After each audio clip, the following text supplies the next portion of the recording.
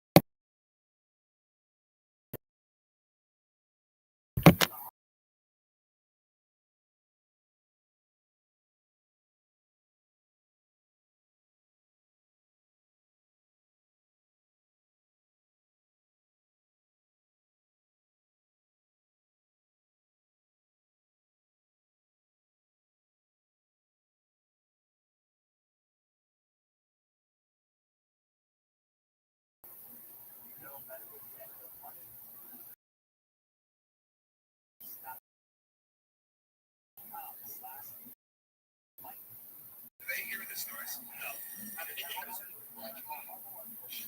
This is the part that's called styles.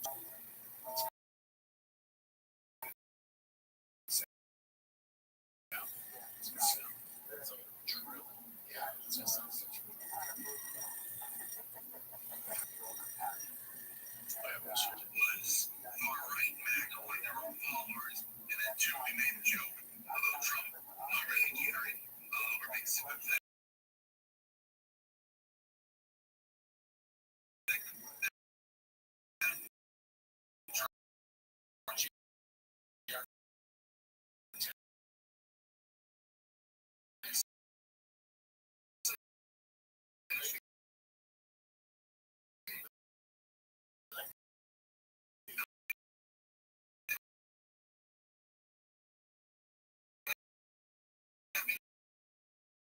Take on this because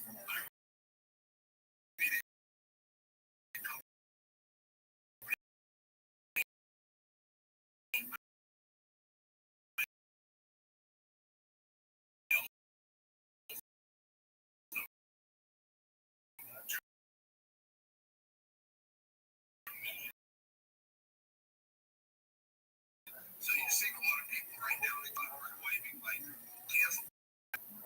Landing on the moon, Jesus Christ, on the star comes much like that.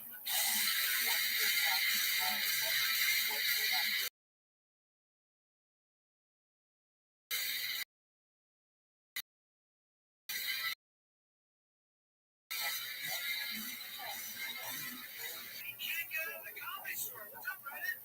Can you not get out of the comedy store?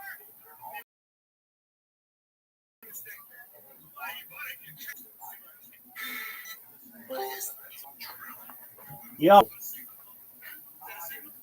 how are you? What up, Josie? How you living, pimp? Yo, can you hear me? No, Joe Diaz is? It's a guy with two broken legs and it just jumped out the window that you heard about before. He's playing cards. That's where we are.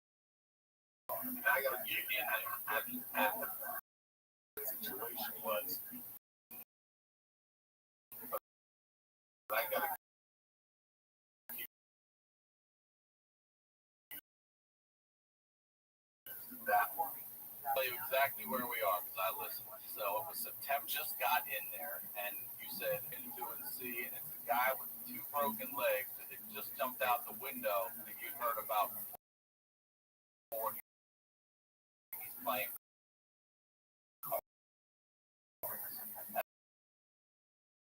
That's where we are. And I got to get in. And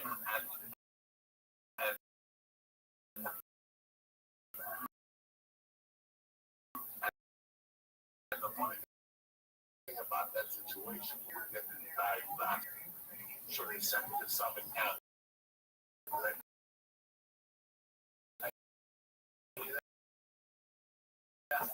Yeah, let me just say.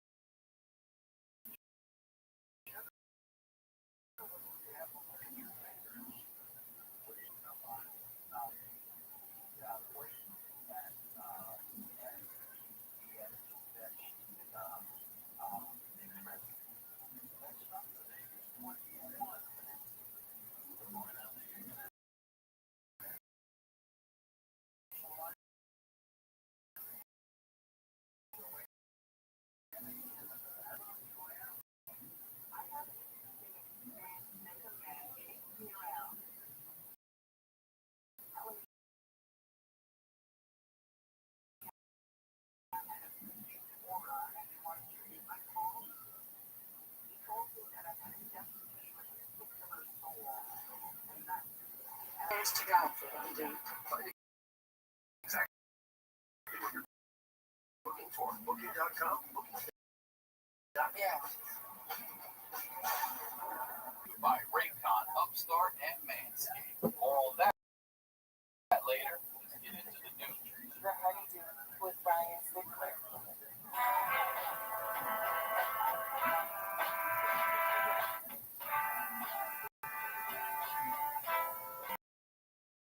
Welcome back to the Honeydew.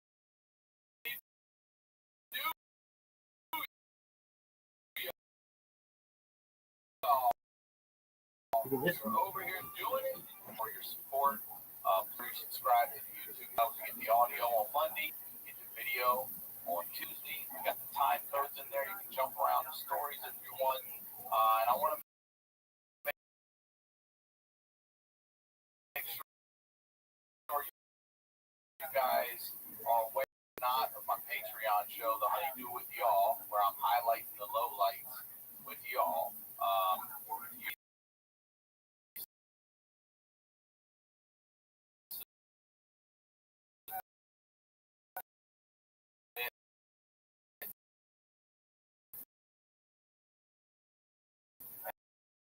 And Honeydew podcast.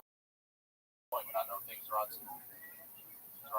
And also, just to let you know, there is a yearly subscription option. If you sign up for a year, you'll save over a month. It's like 5 episodes or something like that, a little over a month of free content.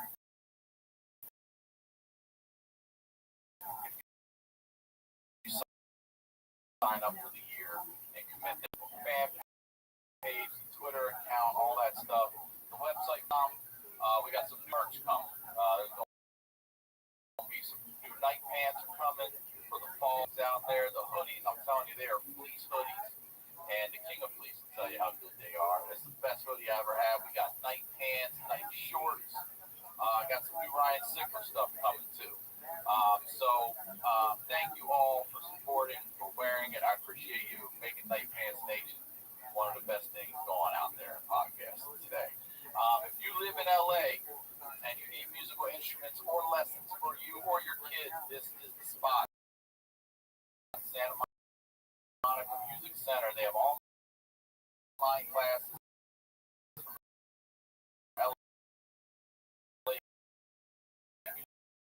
Musicians, you don't have to live here for that. Very excited to have today's guest back on the Honeydew, y'all. The saga continues from New Jersey. Ladies and gentlemen, please welcome Joey Diaz. What's happening, Ryan Sickler? It's great to see you.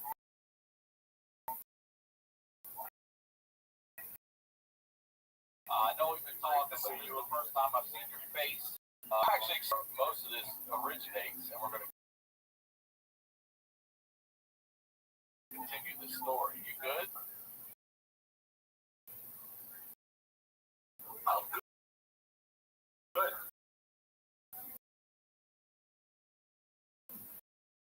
All right. So, what do you want to plug? Good. Let's let everybody new podcast come and tell everybody everything, please. I got the new podcast. Bruce Lee, the King of Death behind me. I got number 2 and they decent modified. I'm ready. And over on that side of the office is the side of the album of the week for Patreon. So I've turned my whole fucking house into this fucking camera place. So the electrician was supposed to come today between 12 and we can't make it till 1. Then he called at 1:10 and says 30 minutes. I said, listen, let's just do it Monday at 8 when my daughter's in school. And so it's just a fucking waiting game. But I'm ready to fucking go. I know. So we're just soundproofing now. Amazon's backed up, everything. You can't get the shit in. I know. You're doing the right thing. So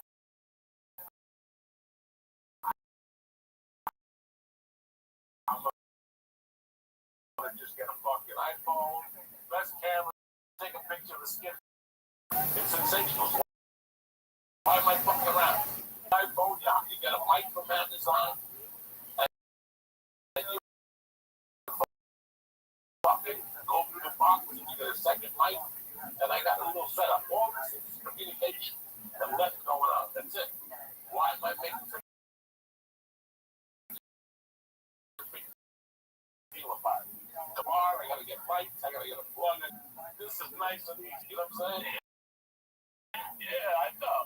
Then these people buy these free shit sure. They have no idea what you got to do. No, they don't know. So you know what? I looked at a bunch of people's podcasts. There's people that just put a picture on YouTube with them smiling. Yeah, and they put a podcast up there. And they get 100. What's the difference? I'll do the same fucking thing. Some weeks if I'm in the mood, I'll let you see me. Bunch of me, then forget about it. I got fucked up last Monday by mistake. What do you mean?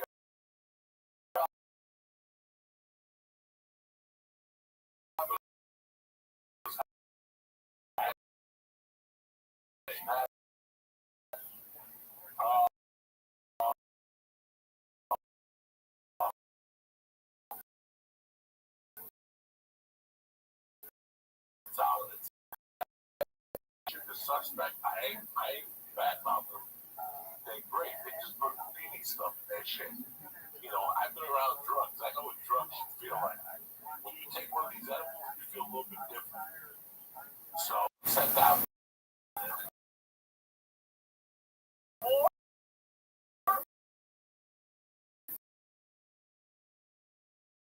Oh my God.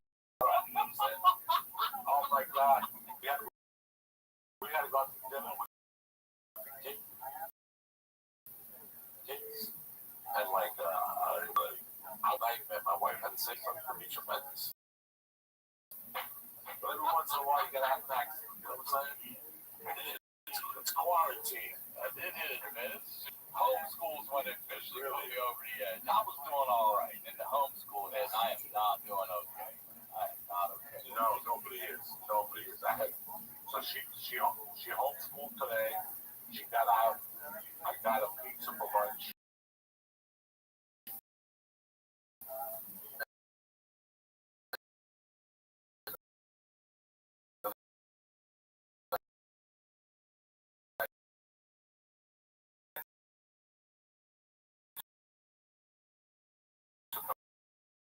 A bike ride for like 45 minutes. Makes it even better. I go up there. I say hello. Like I went up there to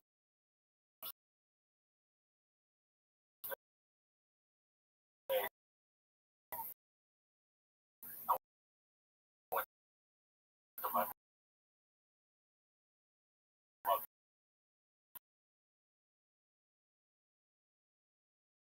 There's a big chunk of grass. I thought it was like a snake thing. I fucking and I went to get flowers for the grave, and they decided to go on vacation on September 30th. Like, can you believe that? The day I got there, they went on vacation from 9:30 to 10 something, 10:04 or something like that. 2 hours there, that's Spanish people. Yeah. I was pissed off Tuesday. Tuesday was a good day. I saw that one problem. You know, I got to thank Brooklyn that this family has a funeral problem. They've had it in the family for like 100 years. So I went by there and sat in the fucking office, talked there for a little while. It was great. And that part is great. The part that I'm not scheduled, my schedule's fucked up. So I get anxiety not having the schedule. So every day, my schedule gets a little better. Like, I go to bed now at 11:30. Structure.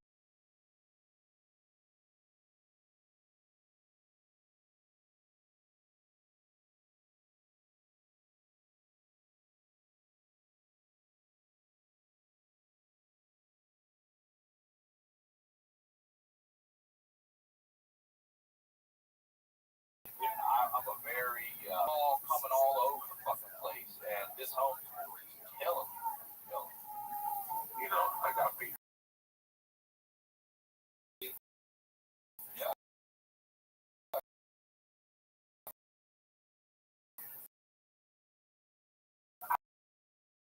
I get a lot of stuff to do. See for the month of October at Uncle Vinny's. Every time this comes out, I'll do the first. You know, they see 36 people. They socially distance. And at least I get to fucking get an outfit once a week. All I got right now. I got a family. I got winter's gonna be fucking cold again. And you know, this fucking beer out in September. You know, the beer out when I moved in on August 31st. It's a cold ass. The wind, trees, the shaking, the shit. It's gonna be fucking cold. So I'm just fucking down. I'm not going anywhere. There's no plans on any plans or anything. And I'm just like content. That's it. That's all you can do. My picture, the right thing to do. That's the right thing to do. Do my podcast and then get on stage once a week. And that's the best I can do right now. You know, I don't want to go out there and charge somebody $25,000. That's not having a problem. I'm already close for that. I'm doing my 5 show in 7 months. It's an outside rooftop Sarah Mello puts on. She's my first one in 7 months. It looks like they're doing a good job with that one, separating everybody. It's an open air venue, so we'll see. I just, you know, I can't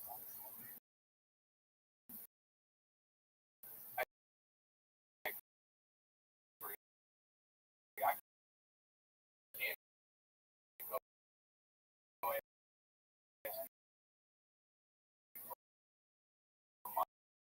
money if I don't have at least a polished 30 and that's a right.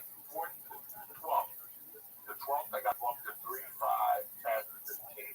I'm just waiting for the shirt designs to come in to give them an option on shirts and stuff like that. The page has really taken a lot of anxiety away. Yeah, so, you know, they can go either way. Every day I get one guy that tells me that he's in the mood to bust somebody's head.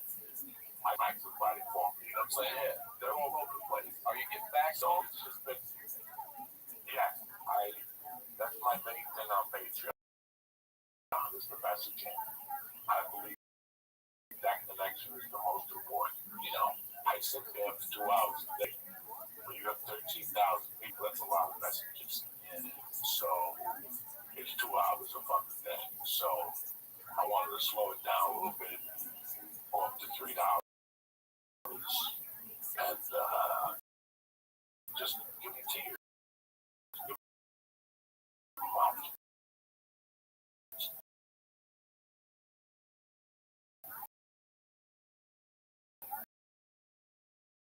Give me more options.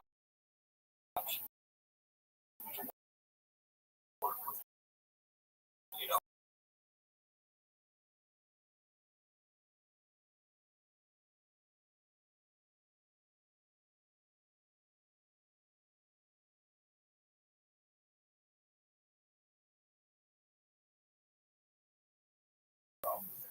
but again, I know more people, so I'm right there with you. Yeah, no, I understand. That's why I did what I did, and I give you options. I'm back on Facebook, read this shit. I'm back on Twitter, even though I love Twitter. People on Twitter. I've been down a lot. I've been down a lot. You're setting up the fucking, you got real shit to do, you know? Yeah, no, I don't know if the story did I come out on bail or I'll tell you exactly where we are because I listened. 88, you were in prison and you just got in there and you said, who do I want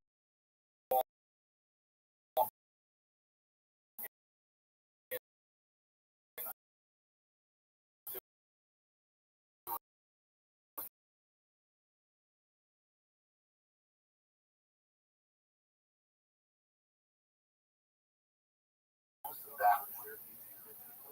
Right. When they were cuts off, it was crazy. That time period going up to that was crazy because I got sent to Summit County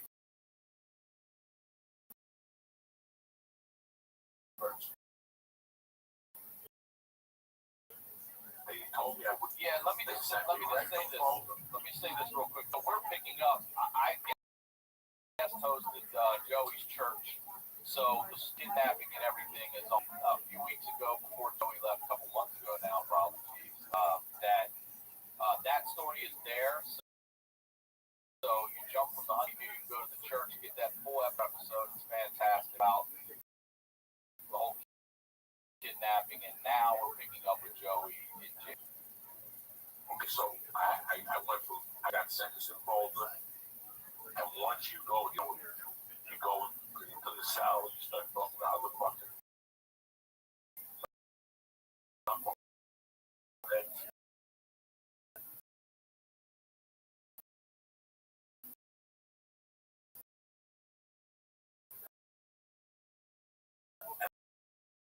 They told me the system was backed up.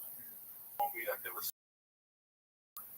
Missouri. So for the overpopulation in Colorado, so we were bad, told me all this shit.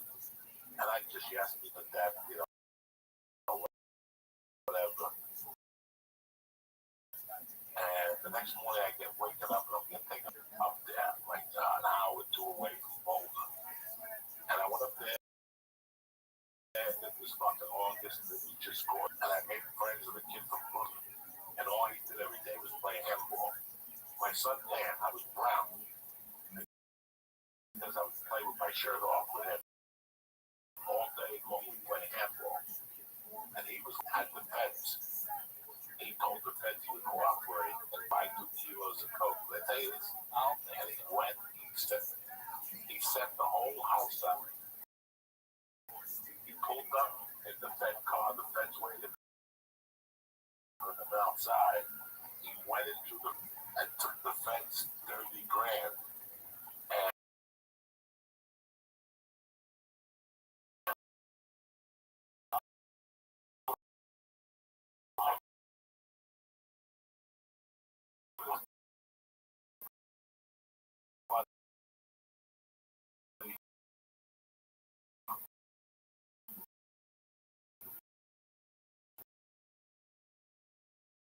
And he tricked the fucking feds. They just pulled out like residents, and he was in the backseat. It was perfect. So I became friends with him, and I became friends, not friends. I became friendly with this guy. You have those idiots? Yeah, a lot of There's always one. They'll go, hey, come here for a second. And they'll show you like a naked picture that you sent them at lunchtime or something. Well, this guy was one of those guys. There was no cell phones then, actually. He just had Polaroids or regular pictures. And all day long, she would send the pictures of her in a bikini. Just focus on that story for now, because we're going to come back to that. I became friends with this idiot and another idiot. There were 2 idiots. I would just say hello to him. But he would always go, hey, look at my girlfriend. Now, how is she? That guy was a fucking fun. And I go, what's your situation? Girlfriend is living with my roommate now.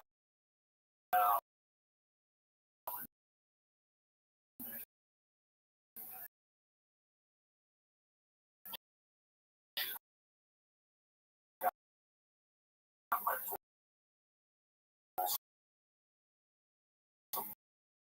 boy got locked up for 3 years.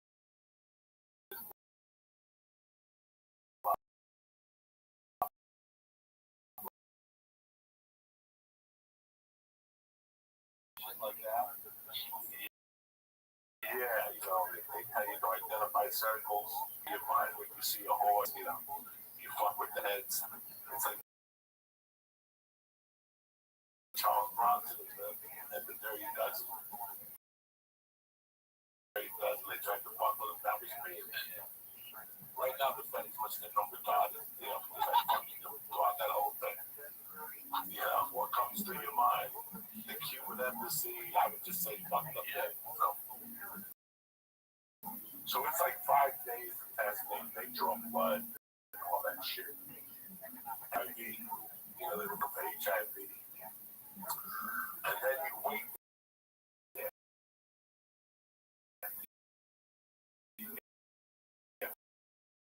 The sign.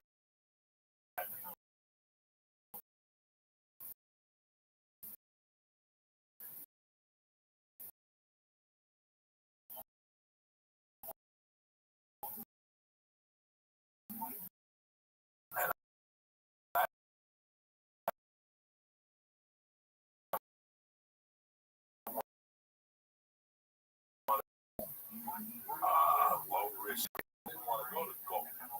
I wanted to go to Rabbbi because they let you ski in the winter when you were in this prison. They let you work at the ski resort in the winter and at the pool and the movie theater. And in the summer, work at a local pool. And what do they have you doing?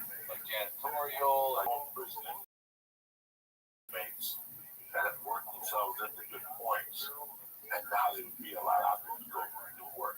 So what? Like they had to come back and spend the night there? Is that how? Yeah, it was pretty much, it gets a little easier for you. The only thing Golden did was clean highways. So I didn't want to go to Golden. Because that's all you do every day. You go out somewhere, they put a fucking cone around you. And those are those idiots you see with the little army fucking, that's not, as you're doing on the 405, I think that should get in my car. So I ended up working in the kitchen.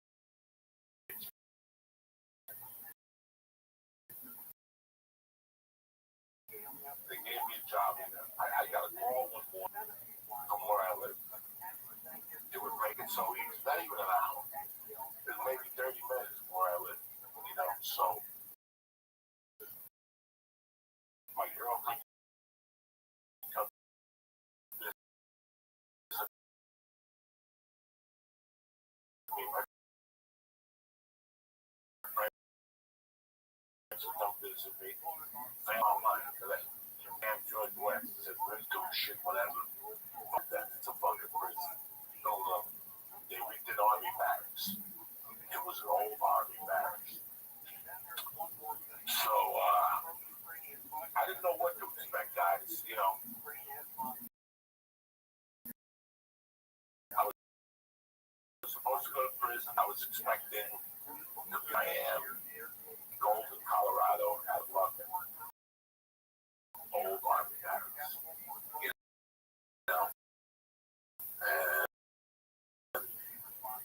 you walk in, you know, they say something to you, and you're supposed to go to your room, and then put your stuff away, and then your room, you gotta go meet counseling. So let me ask you a question. You have a room. Are they electronic doors that shut and lock, or are they treating you like an adult here? And how many people in a room? So They put me in like the door, a bathroom right in front of the office, and there was a single room to that bathroom. That with curtains, and you had 8 guys, you know, in each one. You could visit each other's rooms. Some people had curtains up, some people had beads up like they were hippies. Black guys just had a sheet up, you know what I'm saying? Like they don't give a fuck. You know,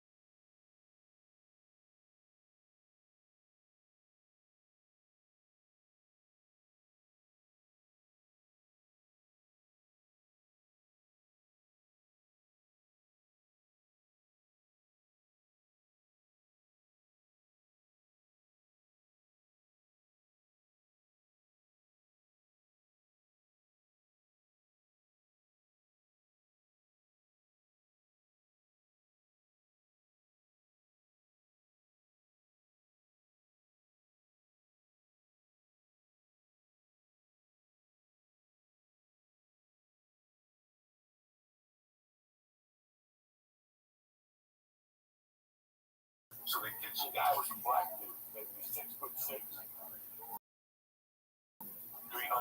pounds, Marine, whatever he was. He was retired from the service. This guy did not mess around. His name was Mr. Yardborough. Big brother, big murder brother. Looked like the down.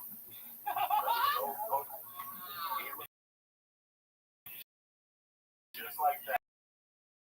That motherfucker.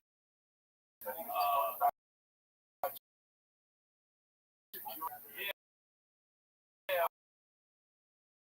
I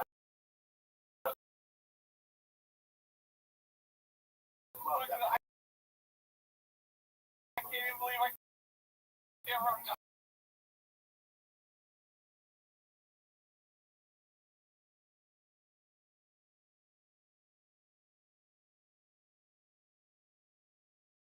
Italian. What nationality are you? I go, I'm Cuban, sir. He goes, come on, oh. That's good. People put good seasonings in the food. He goes, I want you to be like bacon. He goes, have you ever baked before? I go, never. He goes, well, there's instructions there. Your first job is cinnamon muffins. I can't believe that you're in prison on kidnapping charges and you're about to bake cinnamon muffins.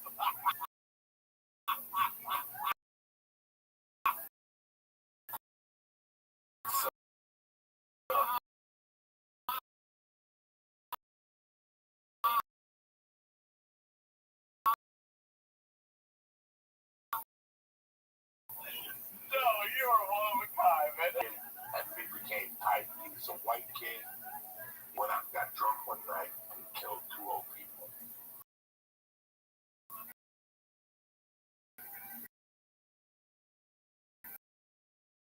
This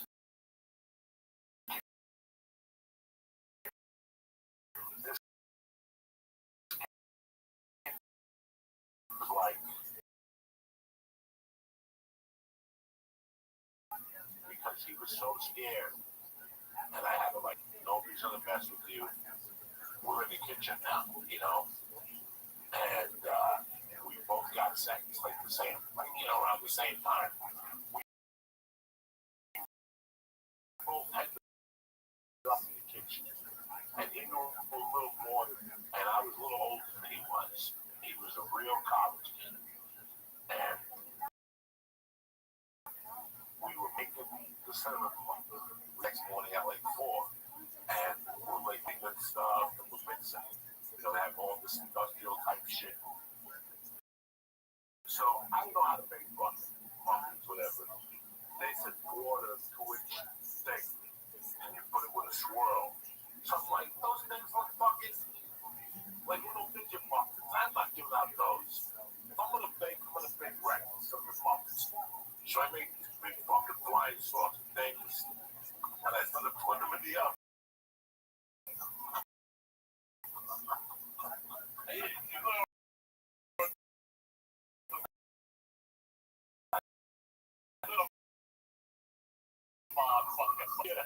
I'm over there trying to be cinnamon. And whatever it called for, I had that. I just put extra everything. And next thing you know, the fucking, me and the guy is bullshit. We're waiting for the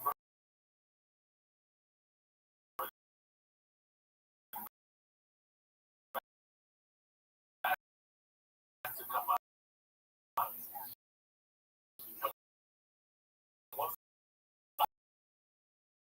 I love the nickname.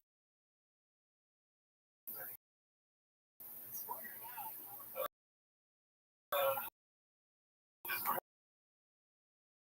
real name was Spencer Antoine. I love him. I love this wrong with you, boy. Something's on fire over there. Sure enough.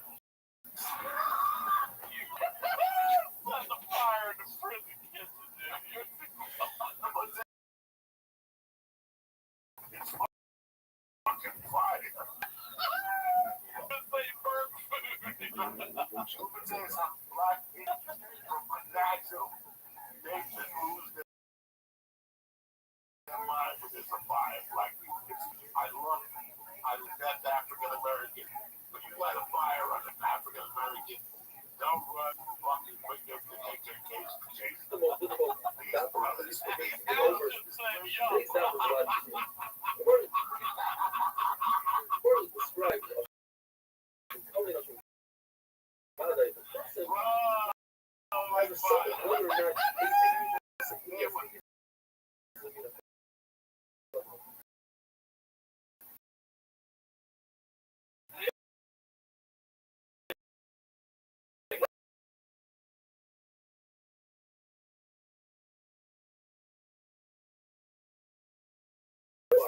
In other words, two white guys, it's not necessary to have sex with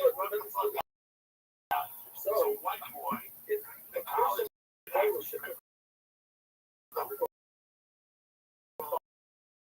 fucking fire thing. Aruba is a ship of You know, when you stick on my fire, relationship, went down. I think each relationship now that is an easy deal. But now it's all fire right now. I made a Or go mistake. They work to everybody. They work to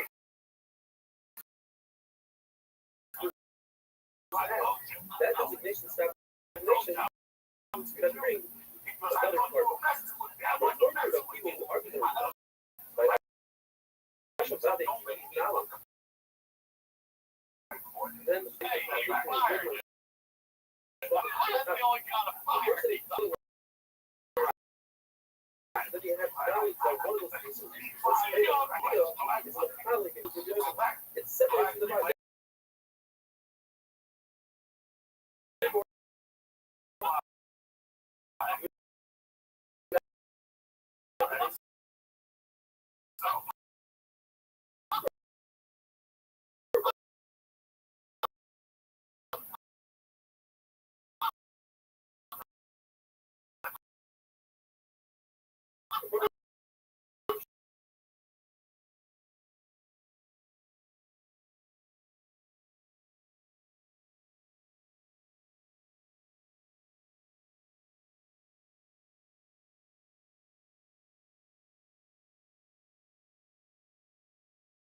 Driver's license. Walking around, doesn't And see the other guy, a plane protein which is attached to he you. goes, you're The gonna maker of this is not a party.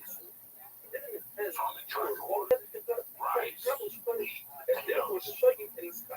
other guy, The other one to a raya, from a rice of the racial guys that go out racial the Lord said is and referring to wash up the road. then put a So bear he's trying to make their sandwiches. in other words, they burn so thus the I lives would of help child some mornings. is high. And I also got in charge of driving The desire is a one the word. sandwiches. You shut the animal down the desire. You bring the animal on the back. So you'd be like their Uber delivered. You delivered the food to the highway worker. Right, so the safe one. And that's the Oh right my one. God! You know what? So funny. All Something these years I've seen those guys on the highway, and never once have I thought, what do they do for lunch or how do they get lunch? And that's what happens. You drove them lunch. You sure to be on. If I love seeing your ass. It's higher than Travis I Scott. thought What it is was that? dirty But work. he thinks that he's eating fat, but it turns out that he's eating Caleb. Maybe Okay, a very restless, you know, and it's Travis Scott. here's a lesson for What's people the at home. case in Those guys that are cleaning the roads, tried? they're also picking up drugs.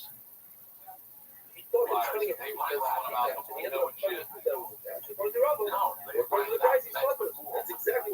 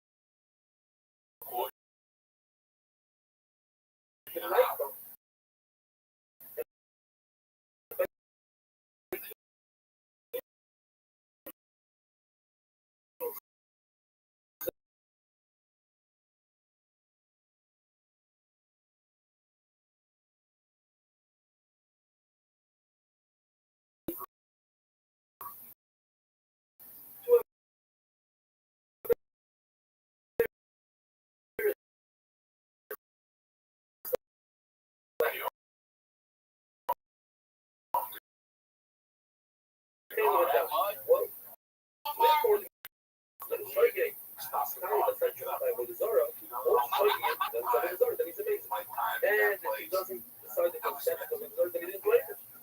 What if he bows to Avodah Zarah out of fear for his life, or out of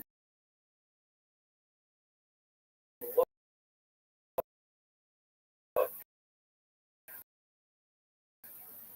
Now, but what if he did do it?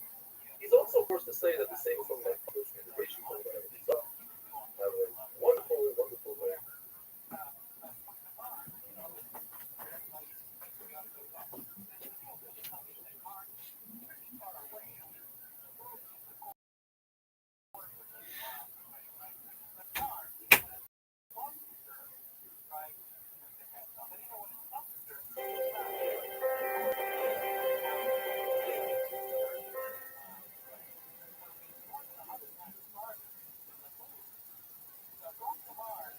Shabbos Daf Ayin Gimel. Continuing with yesterday's amazing Sukkot Misasik, we had a case where a person thought that he's cutting something that's detached from the ground, and in fact, he cut something that's attached to the ground. According to Rabbah, that's not a Chatikah D'Yisur. It's not a wrongful cutting because he thought that he's cutting something which is under the cut. It ended up being usher, so therefore he's completely cutter. It's not even a shayk. But according to Havaya, since he intended to cut, the fact that he didn't know that what he was doing is usher doesn't make him a misasik. He's a shayk and he has to bring a cutter. The Gemara brings two more cases where Rabbi and Rabbah argue, and they're a step more than what we're talking about. The second case is where a person takes, let's say, a ball, and he tries to throw 2 ounces of Rosh Hashanah, which is half of the shear that you have to throw in order to be high. The shear is 4 ounces. Ball traveled 4 ounces. Over here it's different. He intended to do a half of Isser, whereas the first case, he didn't intend to cut something that's attached. Detached is completely more. Rav in this case says he's counter, and Rabbi says he's. And finally, the case, which is worse than 2 cases, is where he intended to throw an object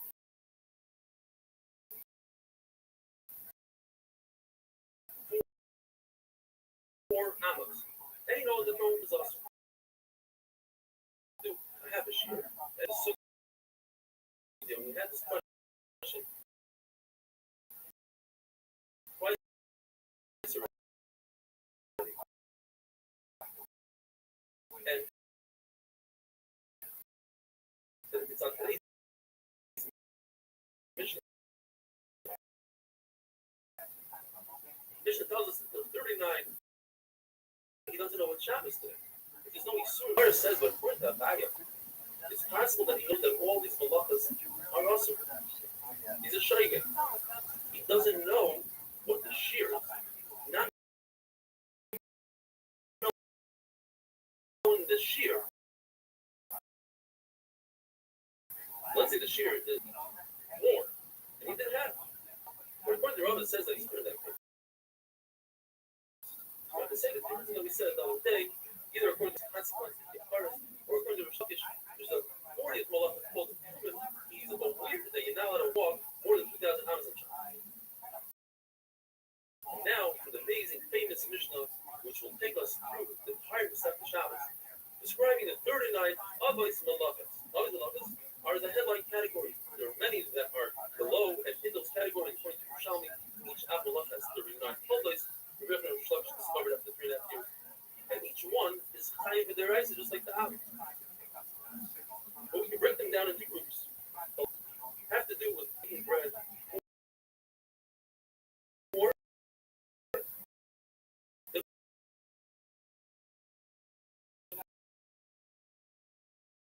of the Samamonim, the dyes, and all the dyes. 13 of them are to make fabric. And the fabric was needed for the urea establishment. 7 of them are for the hides, for the tachash, the top of the Mishkan.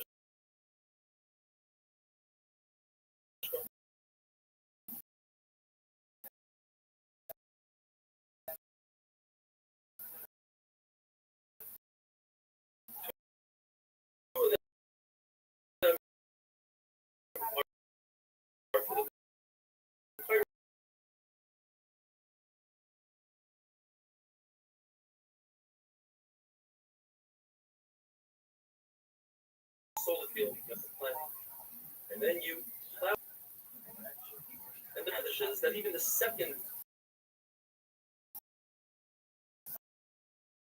Harisha plowing is considered and the worst pruning trees, when you cut down a branch, the branch grows more. So that's like you're planting. Moiteya is when you plant a sapling of a tree. Maverick is when you take a vine, all under one umbrella of Amalek, and if you do all of them, you're only chayav one carbon. Pirish, as we discussed, is the plow, and that includes also paper, the dig, and pirates, to make a furrow. They're all considered one malachi, but all three of them are chayav one carbon. Poitzer, the harvest, the wheat, and that includes poitzer, another, grapes, whether tmarib, dates, maskzeisim, olives, and figs. They're all considered either all them on one Shabbos, one word, one carbon. Ma'amer means to gather information. Rabbbi says that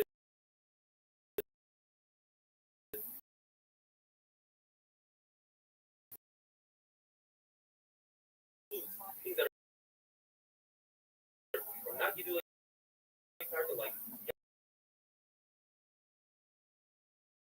if somebody is zomer,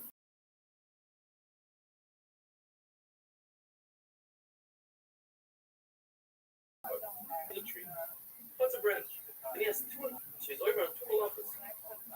And the same would apply for an animal. You cut it, and it grows more. You want it for your animal, you want it, and you're planting.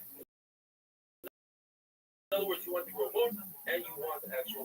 You have a small pile of dirt. That's where you are. So it's all the intent. If it's in your house, you want your floor to be flat. That's Irish because you saw the dirt for seed. If you have a small hole in the ground, then you fill it up. If it's your house, that's fine. You're fixing the floor. And if it's in the field, that's fine. An amazing thing, a hole in the ground, not because you want the hole, but because you want the dirt.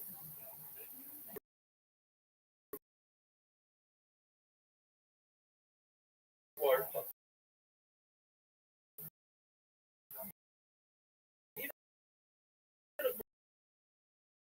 If you do a malacha, you don't want that. The malacha is the solution. For instance, you have that body in your house. The things. You're trying for two things. First of all, you are Polish, which is you're taking the rope. Second of all, you're firing, which is a malach of Dutch. You are breaking things up. You're separating. You're separating your puzzle. And tomorrow, the three types of separation, fire, zoira, and Rabbbi, have a wonderful.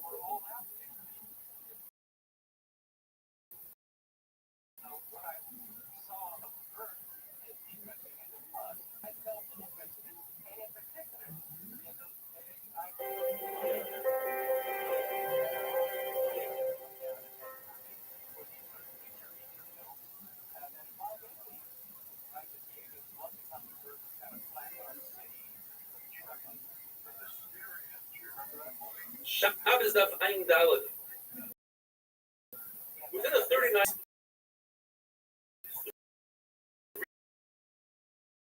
three of them are one and the same. So they are three necessary processes in the making of bread. The Mishnah brings them down to tell us that if one were to do all three in one awareness, you were to bring three separate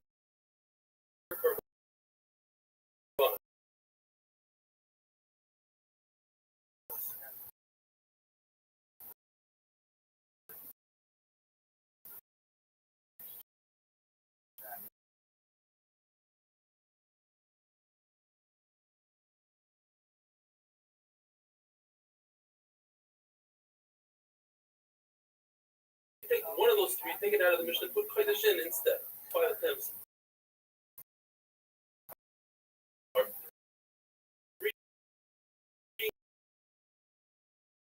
major halachas if it's if it's from the food. And if you do it biyad with your hand and not a thing, and if you do it la'alter for immediate consumption and not for even that day Shabbos later on. What are the 5 attempts? The first attempt was, the Brisa says that if you have food in front of you and you can do butter and eat it, you can do butter and give it to 180. You cannot do butter, and if you do butter, you have to bring a context. Perhaps the Reish is talking about for that day, and that's mutter.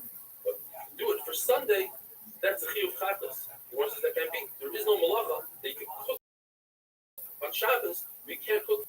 Perhaps the Brisa is talking about a half a shear. You do a half a butter, half the amount, that's okay. If you do the full amount,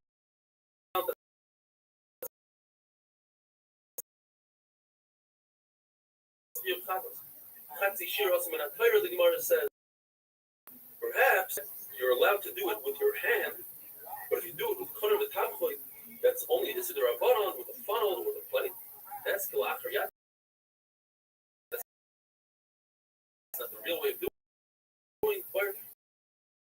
But if you do it the real way with the real sifter of Kalim in that Brisa, perhaps it's talking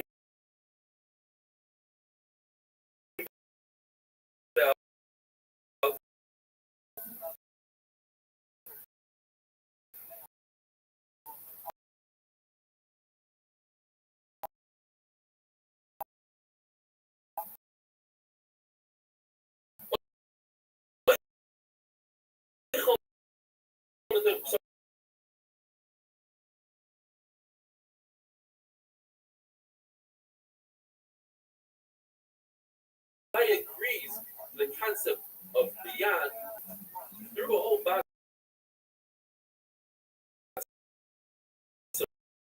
of fruit that included. There wasn't sure it was because Rabbbi held that even oichel with the psalus is usher, and therefore he spread it on the table that there shouldn't be a problem with buyer. It just selected itself. He just grabbed an apple, or perhaps he wanted to show a ayin yofa. He wanted to show that he's large. He threw all the fruit on the table. Chizkiah says that turmosin type of bean is considered soils and terechayim, even if you take out the actual food, because it requires 7 cookings, and even after 2 or 3 times, if you don't remove the oichel, the actual bean, it turns into soils that can ruin other beans. And now we go to Amud Beis. The Lord tells us halacha, not in butter. Now we're done with butter. If somebody takes a beet and chops it up really, really thin, he minces it, that is considered chaychem. Grinding.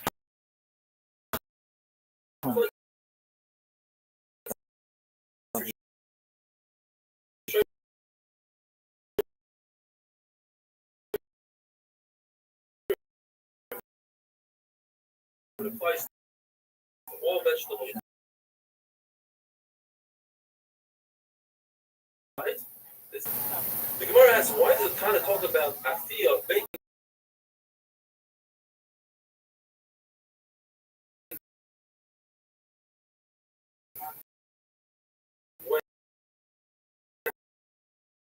In the Mishnah,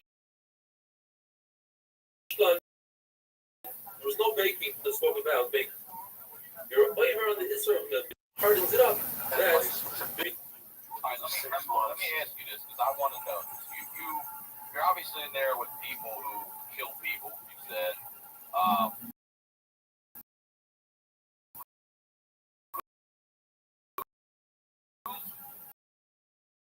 who's the baddest motherfucker guy?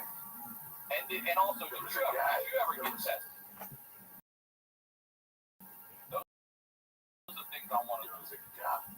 So that happened to me there was great. Got in there. I was pretty much independent. But I had the kitchen crew behind me. And they were leader of that group. His name was Chicken Hawk. And he was in there for involuntary murder, like involuntary homicide. Where you pull out a knife and I pull out a knife. You go to stab me first, and I stab you.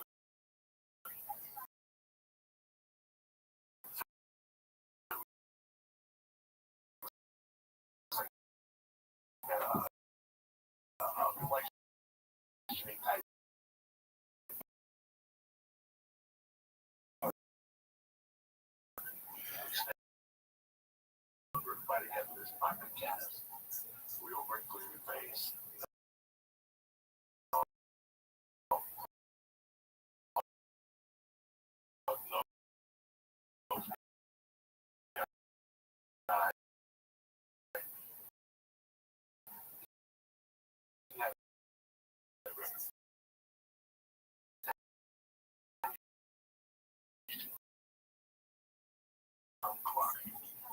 He really had stretch. If I was 26, he had to be about 42. He had spent like the last 20 in jail. He had come from Philly and he befriended me. We became friends. So I had coverage from him. That's all the coverage I needed, you know. There was a couple Mexicans I was friends with. They ran by themselves. But that was the strength. My friend my best friend in prison was a criminal. Okay. Was a big time criminal. We became really good friends. And my other good friend in prison was a blood. So we became really good friends. So because I was the middle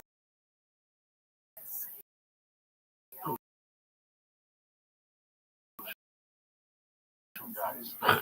She was the really popular. Yeah, she was the really popular black woman, African American. Is that Jackie Joyner? That ran as the other. One of those. There was two of those sisters.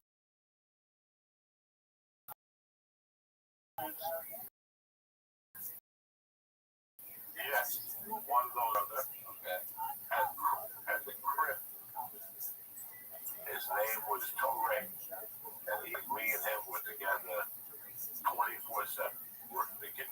He had 7 girlfriends.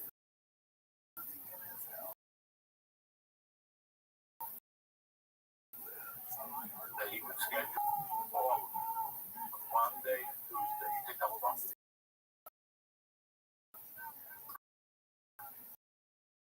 He was the head of primary job in the Crips. He was loaded with money. Loaded. He had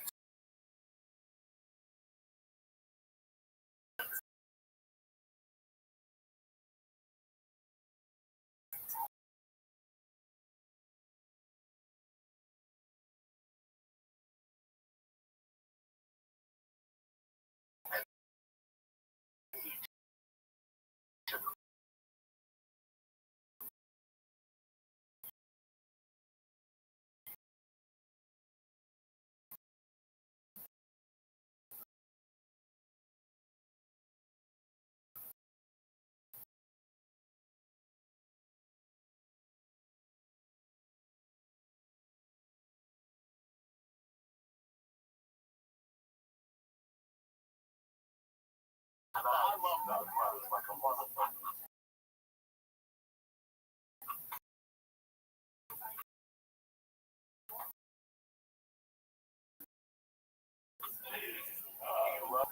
We used to laugh. We used to make them laugh. And, stuff. So I had strength came from running this back because I had my own, and they would never bring them out to that shed. So once a month, dogs came through the shed. They would find syringes and stuff. But if you didn't get stuck by me, the dogs wouldn't come out there. So what I started doing was I would hide nothing in the shed with the food and the freezer. I would hide stuff outside the property where the cameras wouldn't see. So I would hide like heroin syringes, heroin, steroids, cash. If you wanted to hide your cash, but you weren't supposed to have over $20 on it. So I had cash in there already.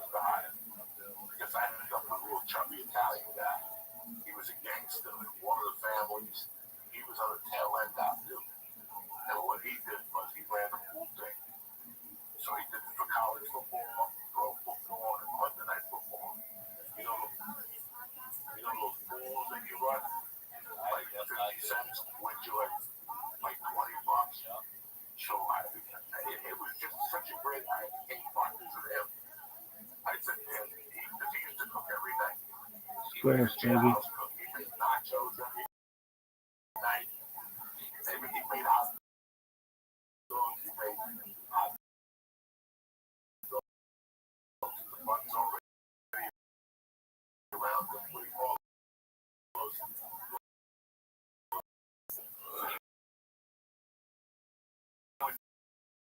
Take an eye. And you take the guts out of it. And you put it in a fucking bowl with a piece of cheese, and like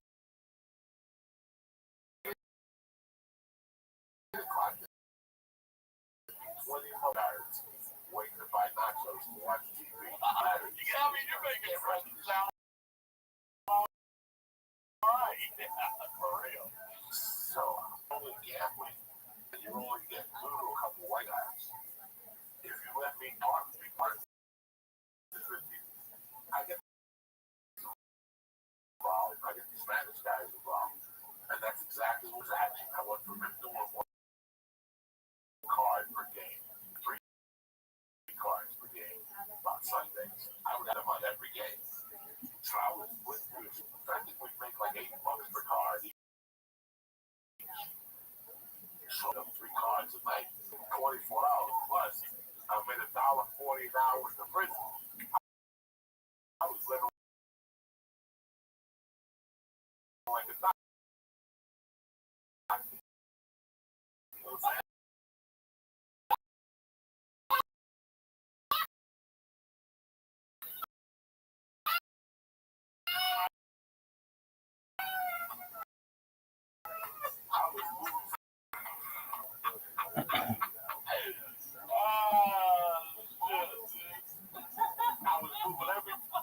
I was moving every 2 weeks like Tom Segura.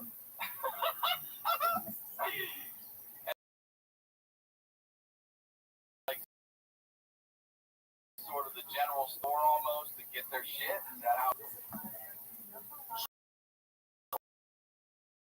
I knew what was really going on behind the scenes then. John Clark, that dude. His girlfriend would come on Mondays, and he would make out with her, and she would pass a balloon up there, and he would put it in his mouth, and that balloon would spill the speed back at the time. So we would go back to his barracks, and we'd do a line of peace, and then we'd go to a battle Mondays. We were allowed to go to the basketball court in the high school close by and play basketball. Me and him would go in there on speed and just go fucking off and down. One day I wouldn't sleep till Wednesday. Every week. They're not just testing you guys? They would do surprise piss tests, but they couldn't catch certain things. Like they weren't going to run a spectrum on it. They were going to test you for what drug you came back and you went to prison for. With me, it was cocaine. So they would always test me for cocaine, you know. So I did, even like the holidays didn't bother me. Like I thought I was going to have a real hard holiday in there. The holidays were fucking great, man. Number one, I can't even believe what I'm hearing. it was one of the best Christmases I ever had in my life. We gave each other presents and shit. Because there was we were allowed to go to the store every day. You had 20 to walk to the store and come back. All right. It was just Exactly like guys just like you, right? It was on this mental institution property. It was part of their acreage. It was the back corner. And every now and then you hear a siren because one guy would get out of there or whatever. But I went and watched their softball team, the Dirty Sox. But we would see them every now and then. They'd be at the corner store. They'd be allowed off the property. And so I'm much like when I grew up here. Came over to the baseball field, shit, fucking around or whatever. So this is interesting to me. This is what's going on with these guys. Quick break and tell you about our first sponsor, Raycon. Now, I've been listening lately to podcasts. I've been listening to YFH. I'm listening to Rogan. I'm listening to Two Bears, One gave them back all of my Raycons and my Spotify music. If you're using a pair of premium wireless earbuds, especially if you can get them at less than half the price of the other guys, I'm recommending the wireless earbuds from Raycon. Okay, I've used them to travel, work out, everything. They stay in, good, bass is solid, the case is fantastic. There's no weird cords,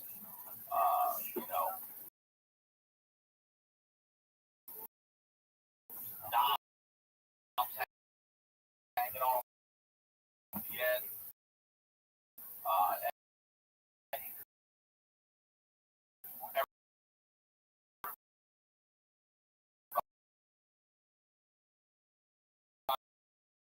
Everybody's trying to borrow from take my stepson. I told you took the other pair. Fit Raycon earbuds are stylish, they're discreet. The company was co-founded by Ray J and celebrities like Snoop, Mike Tyson, Brandy, and everyone is obsessed. Raycon, RAYCON.com/honeydew for a special 15% discount on Raycon wireless earbuds. Make sure to check it out now while the deal's running. BuyRaycon.com/honeydew.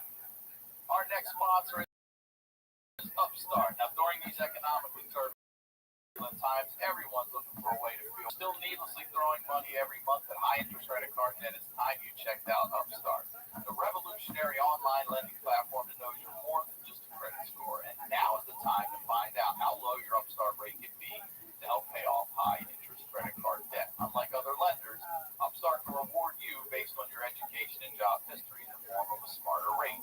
You don't need a degree or a diploma to apply, though. Upstart lets you skip going to the bank because it's completely online. They offer loans from $1,000 to $50,000, so you can consolidate your debt into one easy fixed rate payment. Upstart makes it fast and simple to check your rate since it's just No. Well, it does not affect your credit score. The hard pull happens if you accept the rate and proceed with your application. And the best part is that the loan is approved and accepted. Most people are getting their funds the very next business day. Over 400,000 people have used Upstart to pay off credit cards or meet their financial goals. Free yourself from the burden of high-interest credit card debt and get back to using your money your way with Upstart. See why Upstart has a 4.9 out of 5 rating on Trustpilot, and hurry to Upstart.com/honeydew to find out how low your Upstart rate can be. Checking your rate only takes a few minutes. That's Upstart.com/honeydew.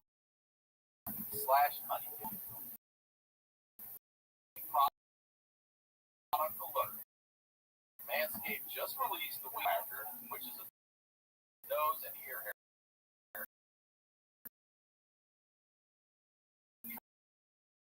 I want you to take a look in the mirror right now, and I guarantee you're going to see some hairs. Nose hair trimmers that suck. Pop that thing out, and your eyes start watering, and you get that one.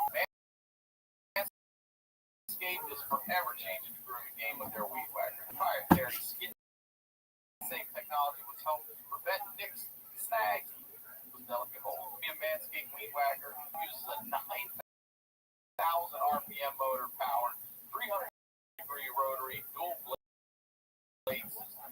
Its indoor design enhances the trimming experience, and it is for easy operation cleaning. Only nose hair trimmer on the market with a powerful and rechargeable lithium lasts for up to 90 minutes of use. Trying to pull that nose hair out with your fingers, yeah, that's going to hurt worse than digging your balls, okay? Manscaped is making whacking your weeds a time to look forward to some confidence while providing hygiene. Look, fellas, 79% of partners and long nose hair major turn off. It's time to update your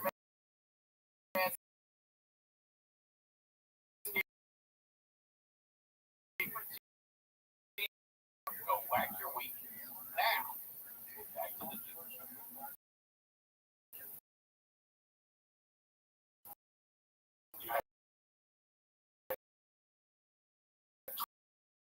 20 minutes. Basically, you had 10 minutes to go into that store. I figured out something.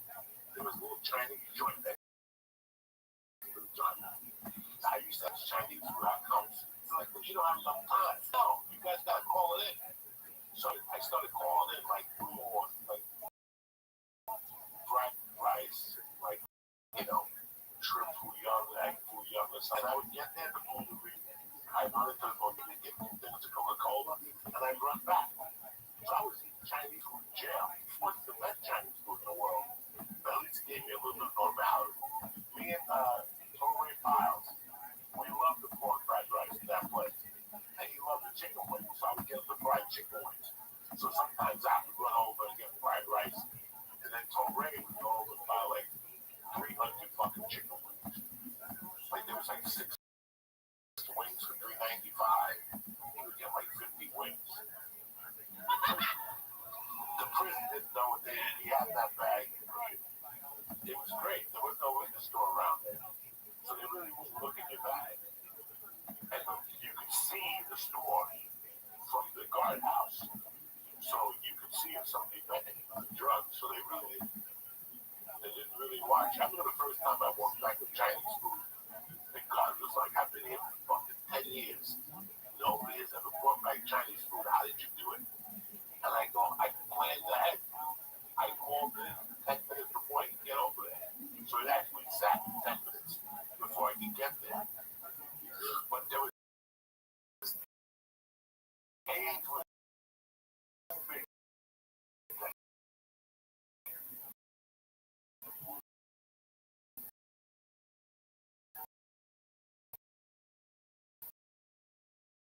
Age, people didn't know how to handle HIV. Brand new stove, they can cook their own food in there. So we all figured out a way how to bring food in.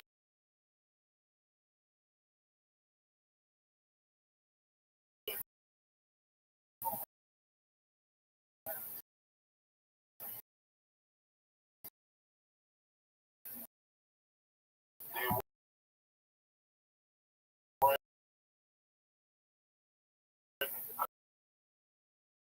nothing, or they were all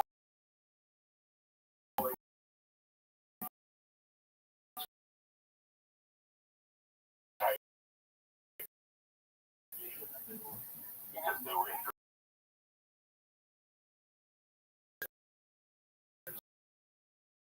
where everything changed for me. And I got in there. People would always ask me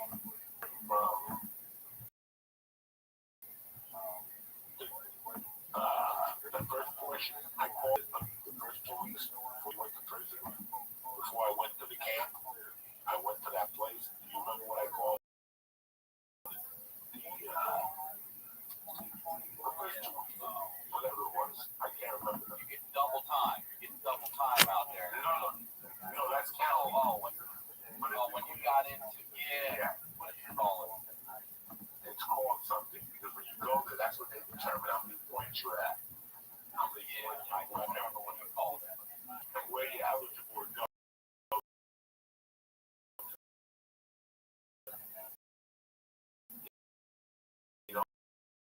Whether you have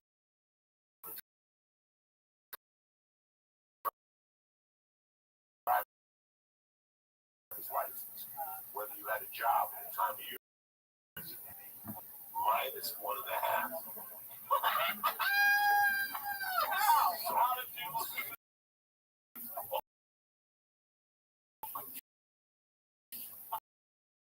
So I was eligible. For a halfway house. Right off the bat. I was eligible for a halfway house.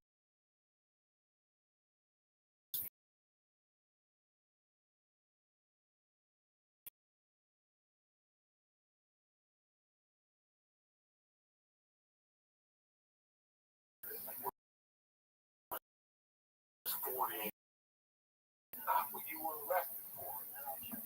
Was nonviolence. Central cut down. Clerk. So for 3 or 4 weeks, I studied really hard. I got a book.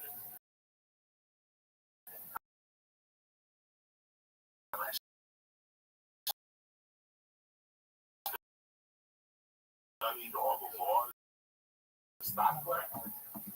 I was the fucking the attorney at the prison.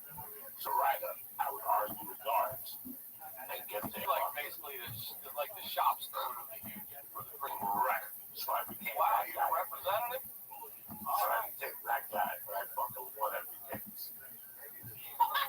Did you win them all? Oh, I won them all. Dirty, clean. Whether I got them off the side, talk to them.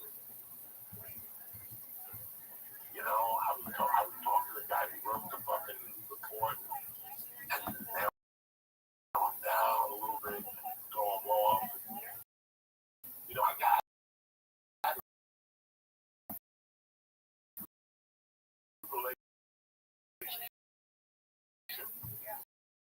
with a lot of those guards. There was some guards that were just so they were okay with it. God, I won him over slowly. The guidance counselor I had, Mr. Blue, I was about to ask, the one that you didn't like anybody. so I got there probably the beginning of September, off the month. By November, I'm not gonna look you in the eye and tell you I was running the place. The gambling, I knew where all the dealers were. I knew where they were hiding their stash. I didn't mess with their stash. Man, I also told them what not to eat. You appreciate it, you know. If I was a bodybuilder, out of extra milk, and I give them 9 cuts of meat, so you can cook them on his own. I learned how to take care of people, so now people took care of me. You know, down the road.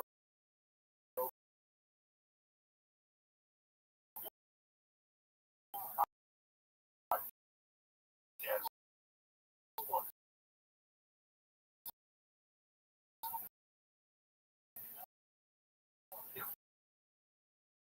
It's called in the Army and all that shit on shingles.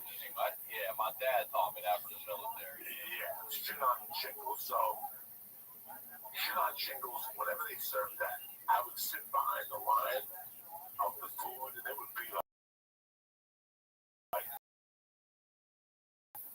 chicken hawk would be served at a junior at one of the colleges, wide receiver, Michael Urban looking, all American. We went out to a bar. And punched some guy. The guy died in the hospital.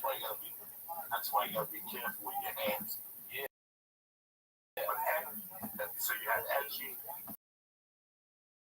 and then next to Edgy on the line was this other. Alright, he was a professional bank robber. And him and his brothers were all bank robbers. They were black. They were African American. But he was funny because his job in the kitchen was part-time. He only worked the night shift. But the day shift, he would be there for lunch. And it would be a smaller crowd because the other half was out working, picking up papers. So he would always come up to me and go, Cuba, let me holler at you for a minute. And I would go, what? I go, what's up? They go, is Mr. Yarbrough going to be in the kitchen at lunchtime? I go, sometimes he's in there, sometimes he's in the stock room, double checking my work. He goes, listen here, brother. He goes, listen, I got to work on my freezes. I'm like, what are you talking about? He goes, man, I'm going to be free in about 90 days. And I got to work on my freezes and shit. Not my shit sweet. He goes, one time my brother had the flu. He went to rob a bank. And he tried to yell, freeze. And his shit cracked. So people didn't. You got to keep it free.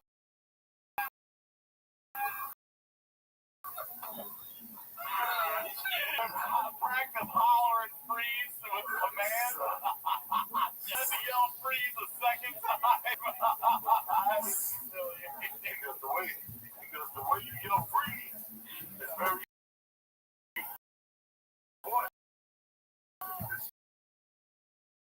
It's got to be a word. I got to practice my shit. All right. I'm going to catch it. So, German,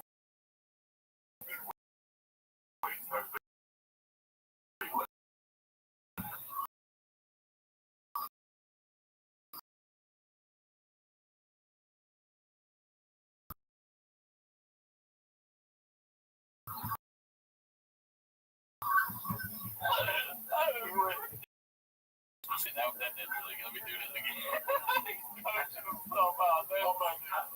And they will go, oh, God. I don't want to tell you what the black guys would say. The black people offend them the most.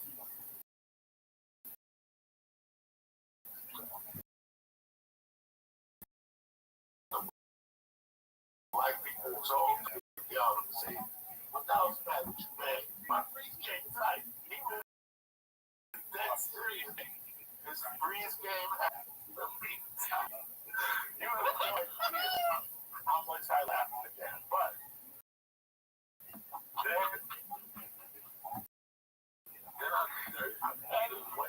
on either Wednesday or Thursday night was movie night. And they would play the worst in the world. Just to like this off. You know, what's the greatest movie of all time? Like the black and white.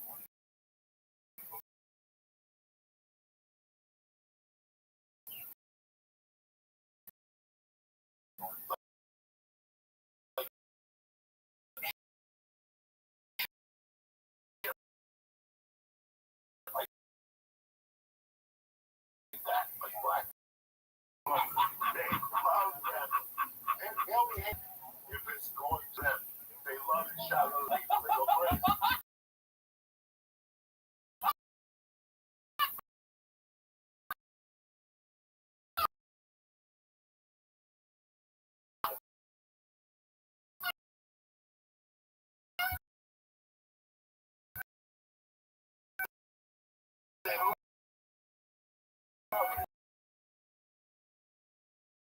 From the kitchen. When they would come in, they would that's all I would do. For minutes at a time, I would just go, don't do it. Don't do it. Mr. Yarbrough looked at me and goes, Jose, not in. Why did you say don't do it?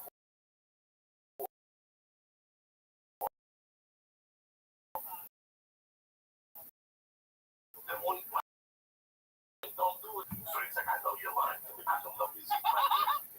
I come nobody's eating chicken today. Like you would always attack me if I would say don't do it or Mr. Yarbrough, relax, man. What's it? Look at that shit. Would you eat else you eat Mr. Yarbrough? So all those kitchens. So on Wednesday night or Thursday night, we would watch those stupid movies, PT 109, shit like that. Like a bunch of black and white movies. And the projector would always break. So one day I got up and I'm like, I'm sick and tired. The state's got so much more than a fucking projector. And all the guys were like, give it to Cuba. That's a boy. It's all.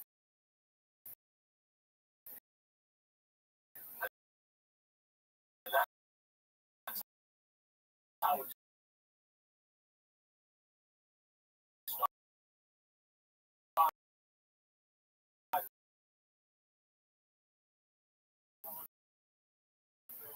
and there was a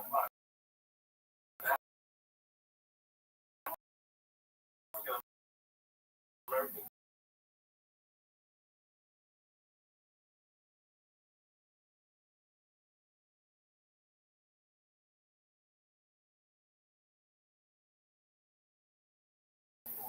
So it started like a week and then they would say, go on, go up there and do 10 minutes. And I would go up and do comedy. I didn't know I was doing comedy. So wait, is this the first time you ever really got up on in front of a crowd at all in prison? So There wasn't a stage. There wasn't a microphone. There wasn't nothing. But you're just up there talking to these guys and Talking to this guy.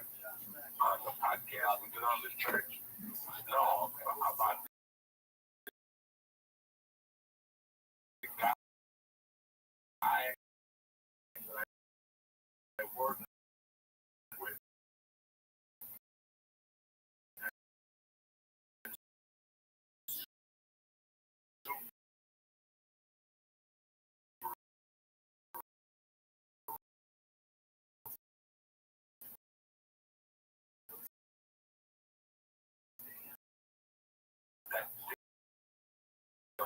You know what? You're a fucking asshole. And just thinking about that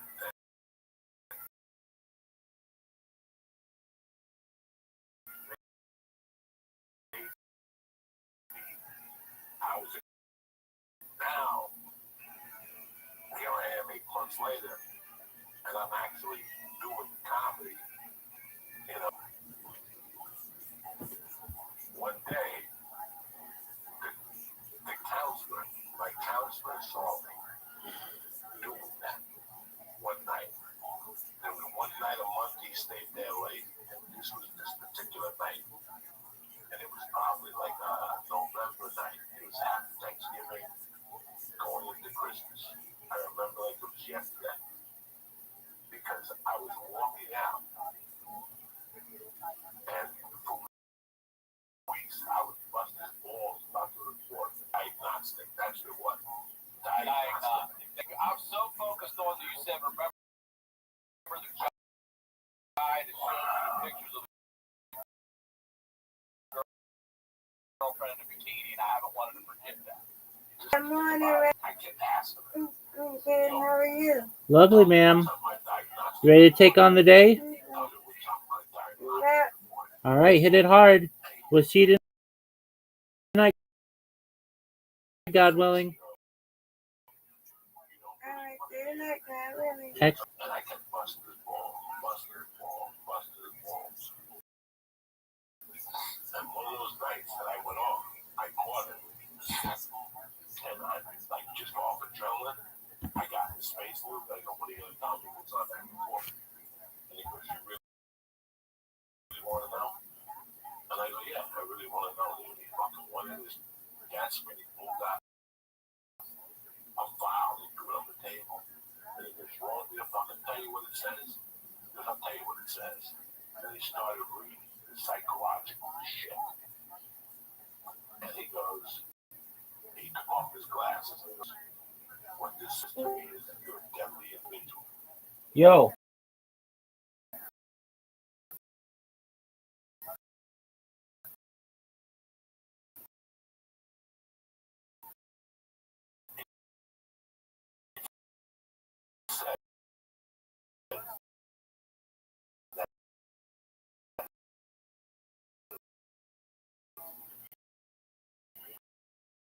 I remember we were looking at him going, thank me, I'm just a piece of shit leader.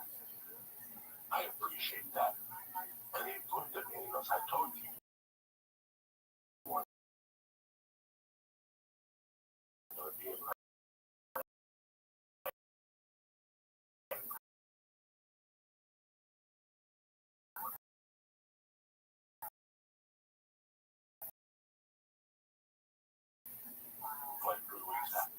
That blew all that fun I had, all that fun I was having, came to an end because I realized I was a piece of work at the same time. And he saw me. And he goes, what happened? You lost your balls ever since? And I go, no, I just don't want to hear that shit. I'm just a fucking thief. Just come here for a second. Because you obviously didn't understand what I was saying. And I go, what were you saying? I'm a thief. He goes, no. I'm telling you.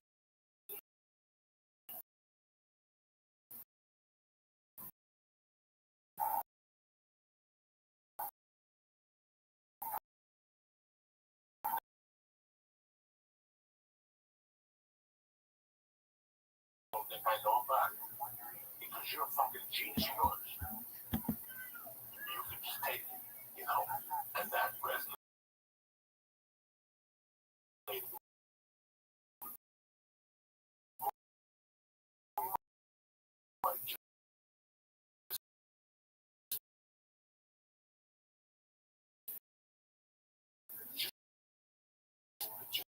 right.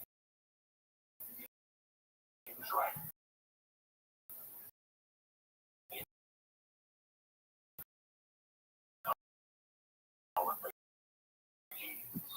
And then I had a system.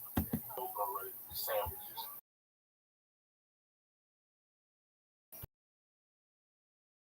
I would help him out. I would go to the gate. I'd take the sandwiches out. We'd go back to the fucking thing.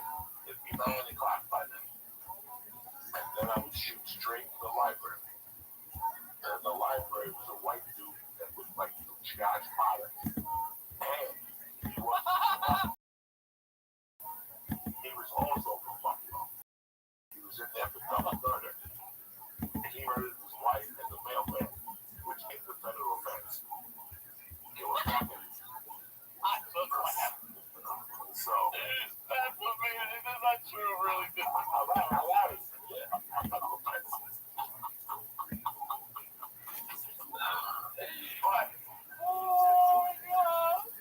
he was like Josh Potter, and he was very intellectual, very smart. He wore glasses. He rolled his own cigarettes, and I had maybe 3 weeks left. And one day I went in there and he gave me a black notebook. You know the black and white notebooks, the regular ones.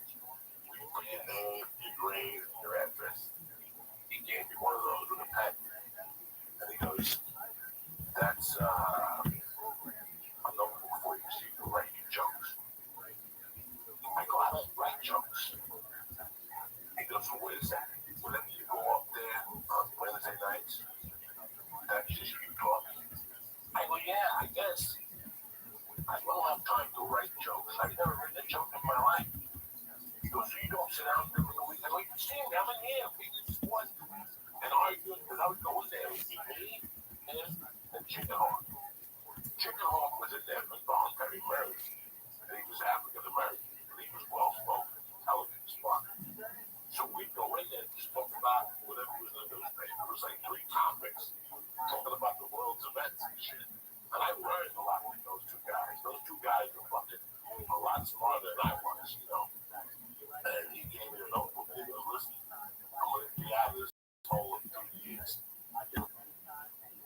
Stand up comic, I'm going to hunt down and kill you. I would think that's a serious. So, you know, I went back to the Mr. Blue and I apologized for my behavior. And January 20th, 1989, my case went back up in front of there was a president who got inaugurated that day. January 20th, 1989. I forget what, I think it was Bush. One of the Bush years. Right? Yeah, I went up in front of the. No. Senior. What am I saying? Yeah, I went up in front of the board, and they gave us community corrections. And I think by February 13th, I was in BCDC, the halfway house in Boulder. And that's a whole different story. That's what we pick up next time. That was my home.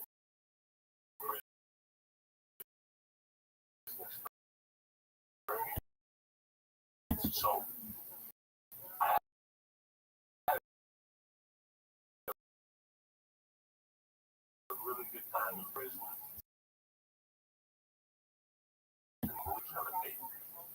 Like when I came out of prison, it was completely different.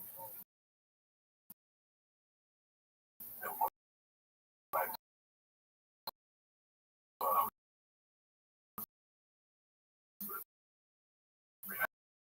I didn't see anybody get great.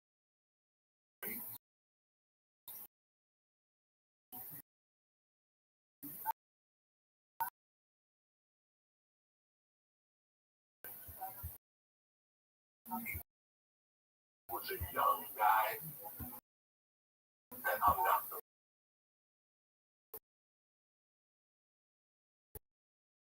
bike crew.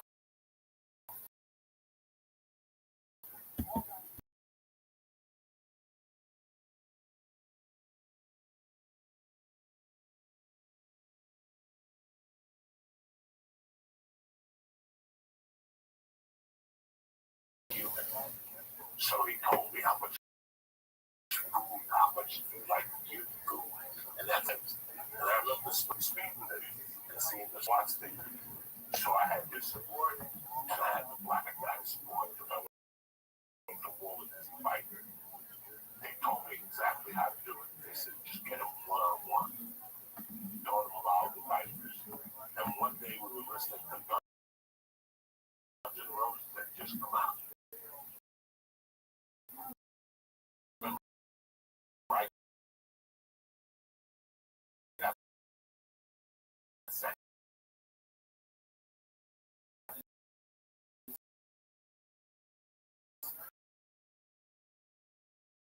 sweet child of mine began to argue all the bikers about Mr. Brown. And that's when they started the argument.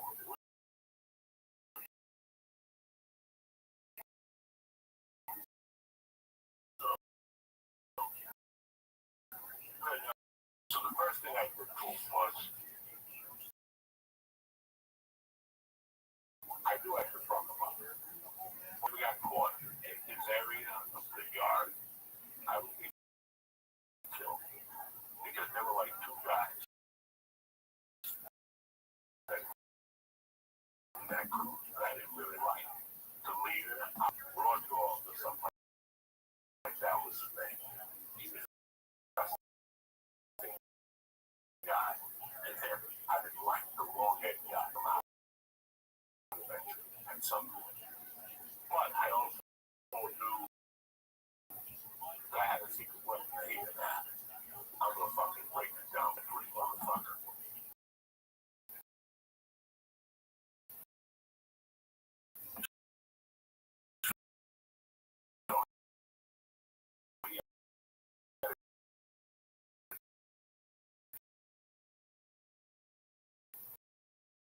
Because I could just fuck off the kids really easy.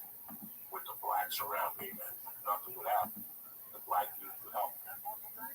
What I did was I took had to be like a 19-inch shit that broke together. I took paper towels and I put it in the box.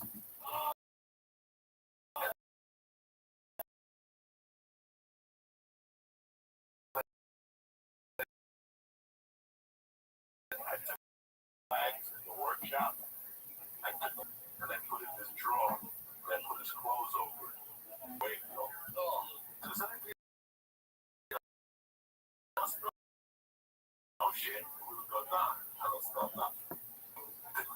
This one for like a month. I was just taking American shit boxes, taking the shit off, and then I would put them in a ceiling tile. You could pick up every other ceiling tile had a box with a piece of shit in it. And eventually one day, found the one in the drawer, and it had gone from 19 inches to about 6.5. All the moisture out of it. It was just down to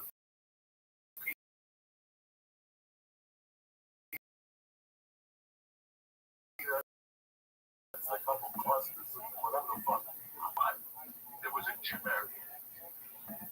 And the gym area was a room that was next to the laundry room.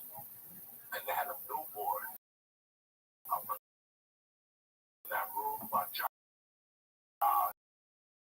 events or situations, program, you get into or whatever.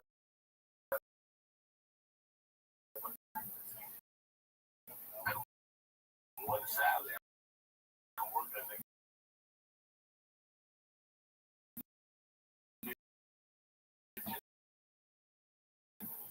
and I hear him by himself. I remember it was cold out, so it had to be like January, February, December. But the sun was out. It was a really pretty day. It was cold. There was a bunch of guys playing phones, and they would listen to Bobby Brown's Don't Be Rude. Don't be. Right? So they would fucking with Bobby Brown would go up the roof, would light up, and they would throw the fucking phone. It was great. But in the daytime, they didn't play. A couple of brothers that would lift weights. And I went to the side door, and brother, I caught it because he was taking the clothes from the dryer, from the washer, and putting it in the dryer. I just stood behind him.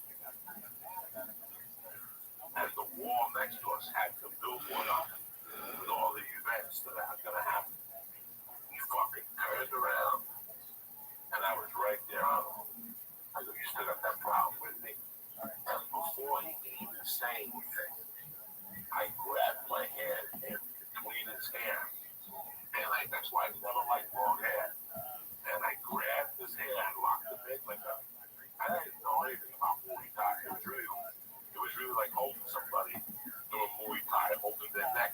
And me, I didn't even know that stuff. I just did it with his hand. I grabbed his hand and I dragged him over and I banged his head off that billboard possibly 20 times. Like that was the only bad thing I did there. I banged this fucking head like 20 fucking times. I was boom, boom, boom, boom. He went down, he woke up, never said nothing again. And he was 3 doors down. We were in the same bunk because we both were in the kitchen. He never said a fuck. Bang his head. I know next time me and John will kill you. Don't ever speak up on me again because you know it's trouble with remarks and shit. After that, when you see me, you would say fucking words. I still remember this kid. What it looked like. He was a white kid.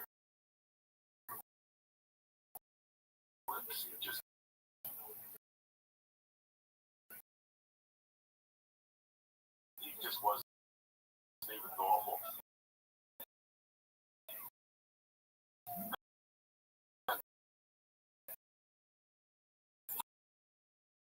Fucking poor retard.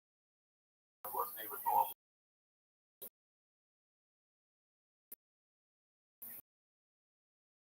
They don't probably.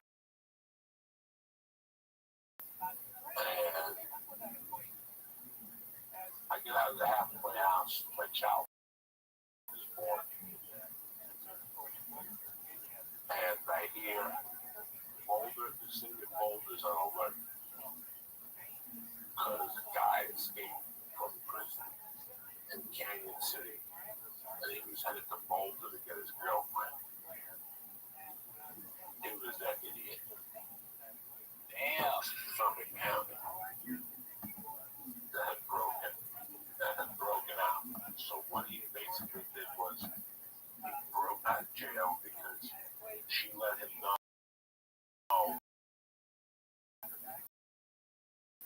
that she was sleeping with his roommate. Yeah.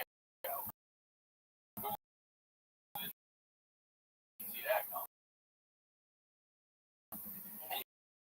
He got so crazy. I guess he didn't. And anyway, he in security prison. He stole a car and went to Boulder. He went to, I think it was somewhere off of Lee Hill Road. He saw 4 kids target practice. He was like a wildlife guy.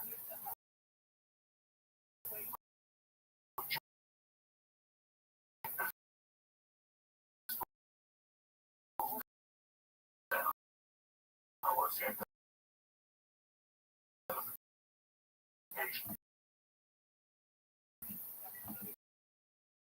And he bought ammunition. They had proof, so they locked the guy. I went home, but it was on TV. I couldn't even tell my wife or anybody. I was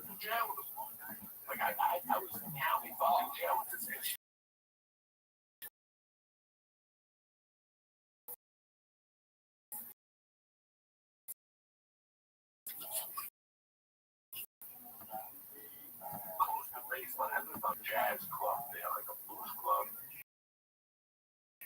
I don't know what the name was. It's 30 fucking years ago. This dude was 1991. Let's say 1990.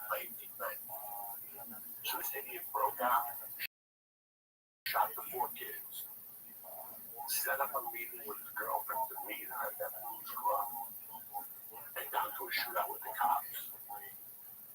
One of the cops shot him in the neck. There was a problem. The guy lived, but he needed surgery. Guess what the problem was? The only surgeon was the father of one of the kids shot.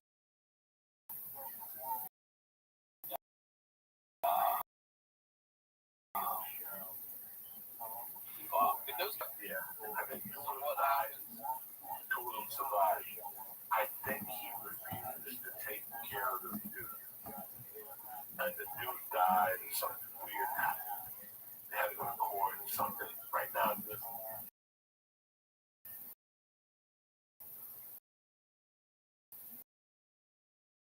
I talked about on a podcast once.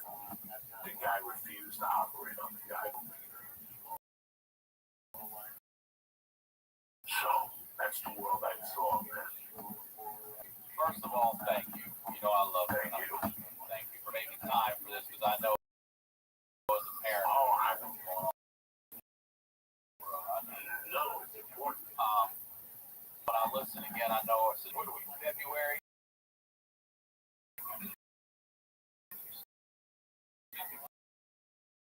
February 88, we're going to pick up. March 88, we're going to February of 89. you're going from prison into this halfway house. Halfway house was the first.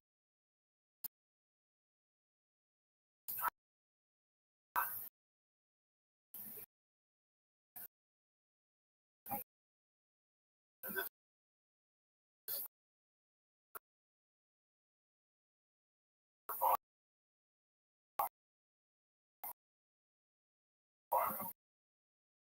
Pick up.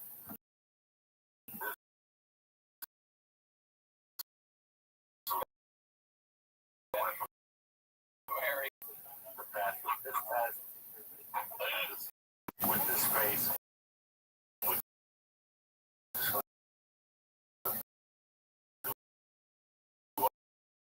thing, until the wheels fall off. You know, I don't fuck around. Patreon.com/Joey Diaz. Stay black, you bad motherfuckers. Don't forget Uncle Vince. Wednesday nights in October. 36 people, so you gotta buy your tickets fast. That's all I got. Say hello to everybody, right? That's it. You know I will. Stay black. Too. As always, Ryan Sickler on all social media, RyanSickler.com. We'll talk to y'all next week.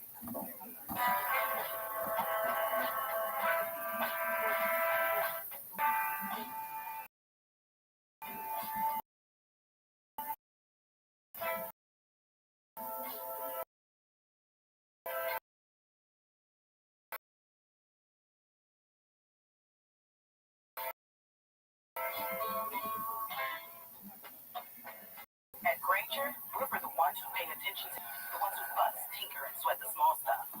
Because you know the tiniest thing can make the biggest difference when it comes to keeping business moving. We get it.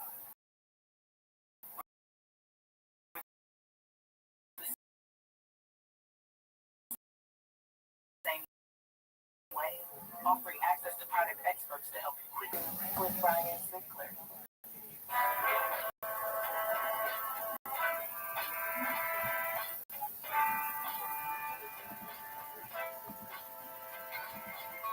Welcome back to the Honeydew, y'all. We're over here doing it.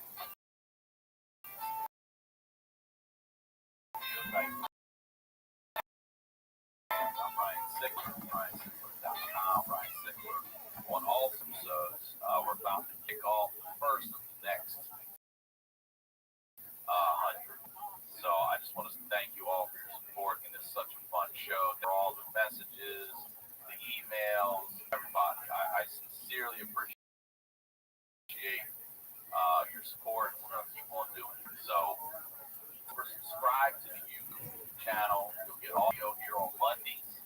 Mondays, Don't just Tuesdays. watch, subscribe, and you're going to get some more content coming soon there as well.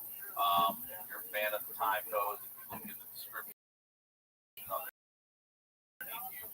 underneath YouTube, see uh,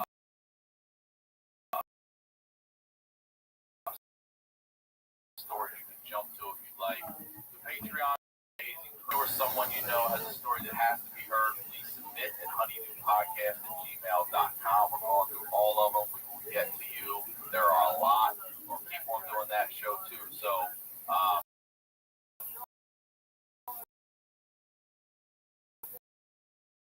if you're on board for it, you try for $60 a year. A lot of things going on out there, but you can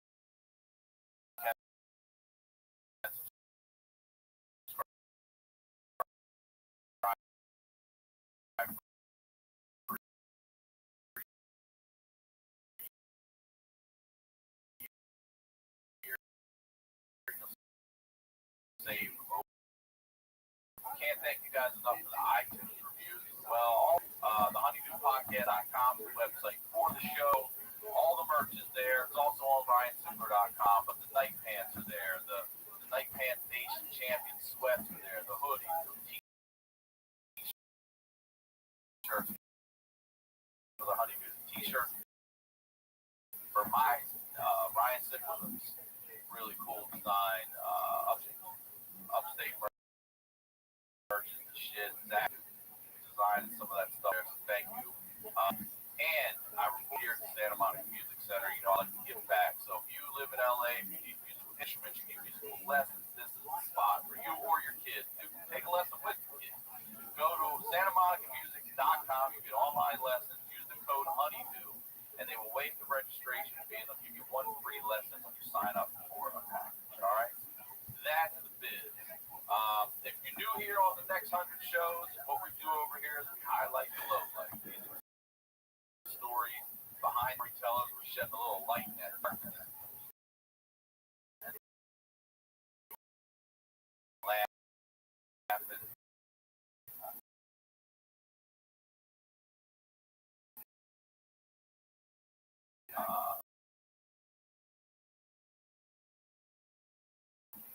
I'm saying you look so good. Jersey looks good on you. You look like an old suave gangster out of Vegas right now. In this twilight years, coming into his own. You look good, dude. You do. It's tripling off me. My daughter's in school. She's happy. And for the host of the show, yesterday was the kidnapping of Ken Summer, November 18th, 1987. Really? So yesterday was the anniversary. Yeah. 33. Yeah, I called Tuesday night.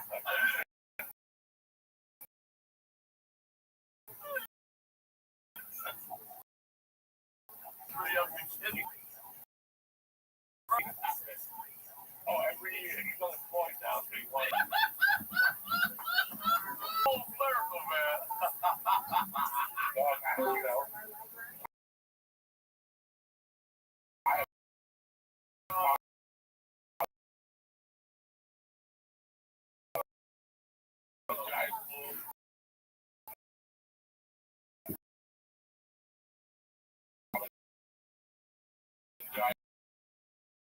Executive, we became together.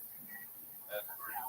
So I called him Tuesday night and put you in the trunk of a car. We didn't know yet. All right, let me say this for those of you listening, because a lot of people have missed that. The last episode of that I actually was honored to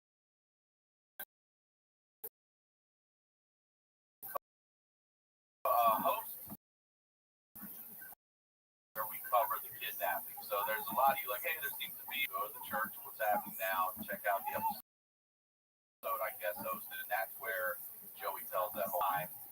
Exactly where we left off was February of 1989. It was you were leaving prison, and what you said is it was the first time in the halfway house, which made me laugh. That'd be the only time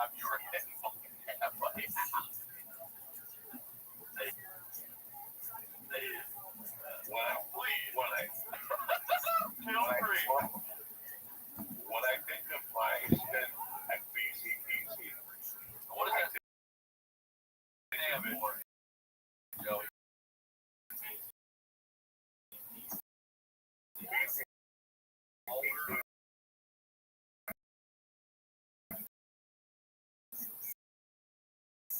Older community treatment center. You didn't want to, they put you the way you were from, but they threatened to put me in Longmont at first. And I didn't mind because there was this Mexican place out there called Delicioso. And they made the best fucking breakfast burrito you've ever had in your life. They were that good, right? So I didn't care about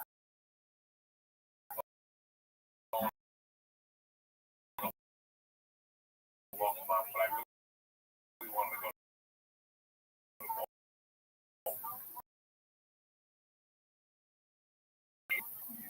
And then after 3 days, they let you go out just to find a job. Okay, so let me ask you some questions. We had this halfway house right next to my middle school, and one of my high school wrestling coaches worked there later in the years. He'd take us home, man, and let you out. I'm like, oh, yeah, correctional man.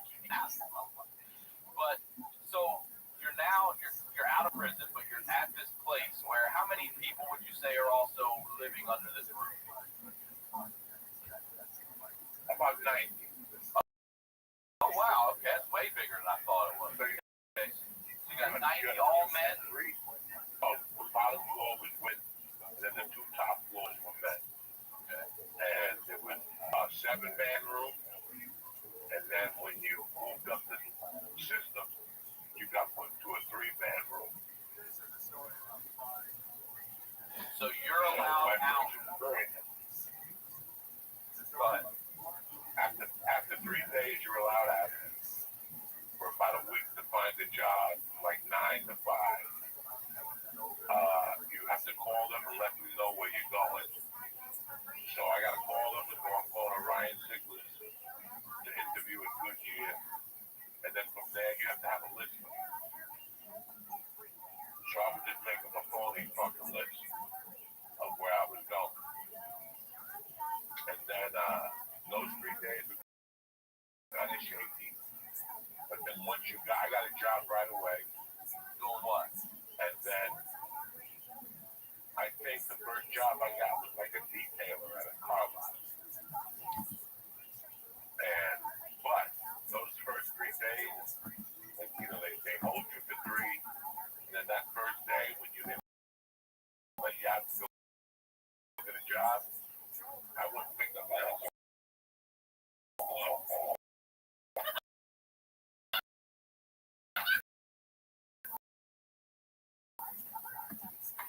I gotta get back on the college at $8 an hour. I get no job for $8 an hour.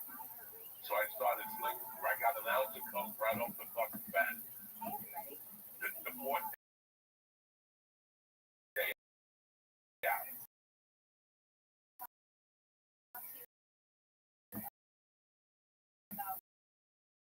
The 4th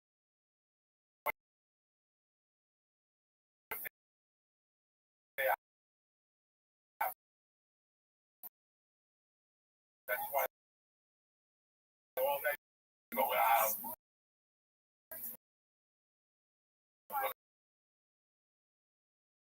Read the Bible.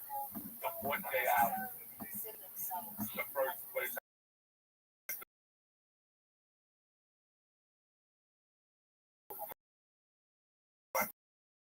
buddy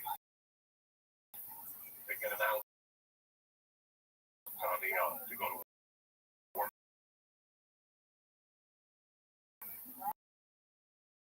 Let me ask.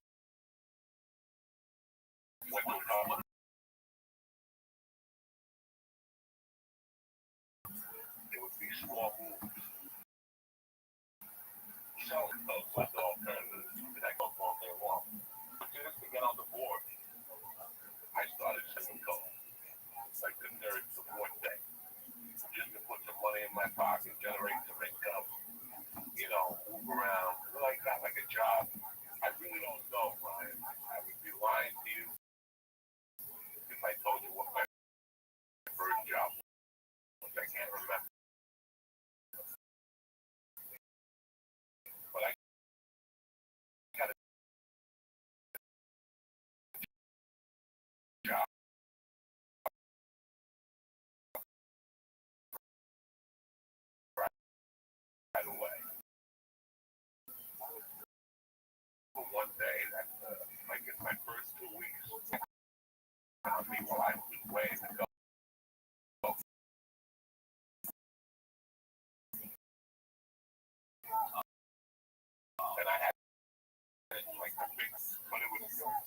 little chunks. I got the scale hit like fucking I had everything hit in the CD comes in, and there's still all these little coke rocks on the carpet. And she goes, you guys need to do some carpeting. Dust off this stuff. So it's dust from the ceiling. She didn't know that mountain coke, on the fucking floor in little chunks. That this is what I walked into. I mean, so that's the fact. Then I got a job, but I kept slinging coke.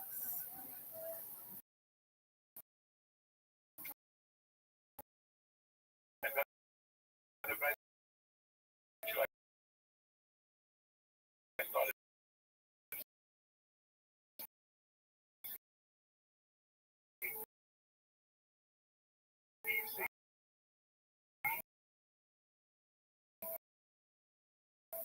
Maybe in February, and by April, so I picked a different idea. I went to my buddy's garage. He had a garage where he fixed cars.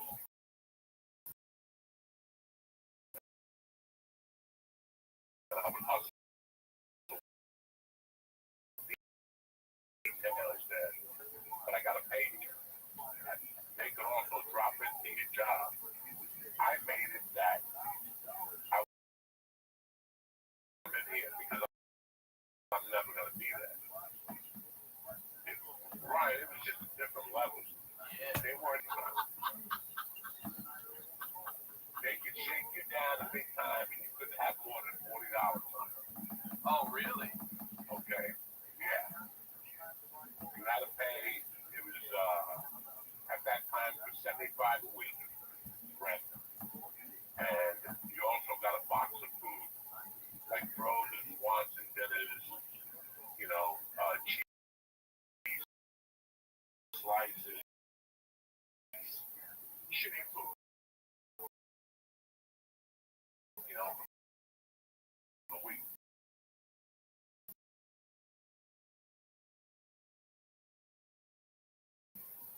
I used to get food delivered, the hot urinalysis.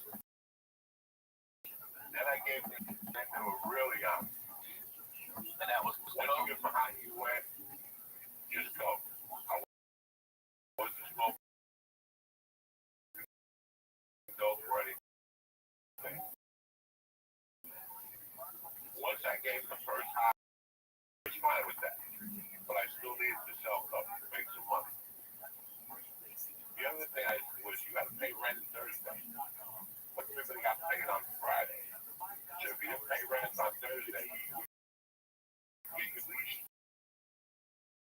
time on the weekend. That was happening for me. Loan sharking.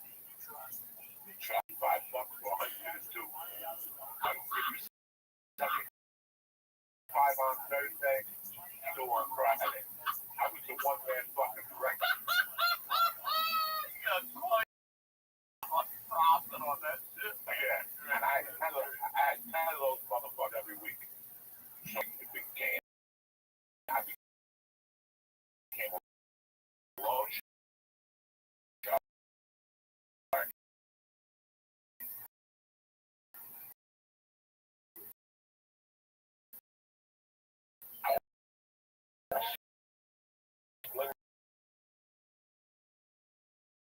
So any of them could test to give a hot test then. Oh yeah. They were all.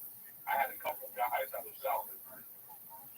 Once I got the first hot UA, I had a garage at Red about 8 blocks away on 6th Street.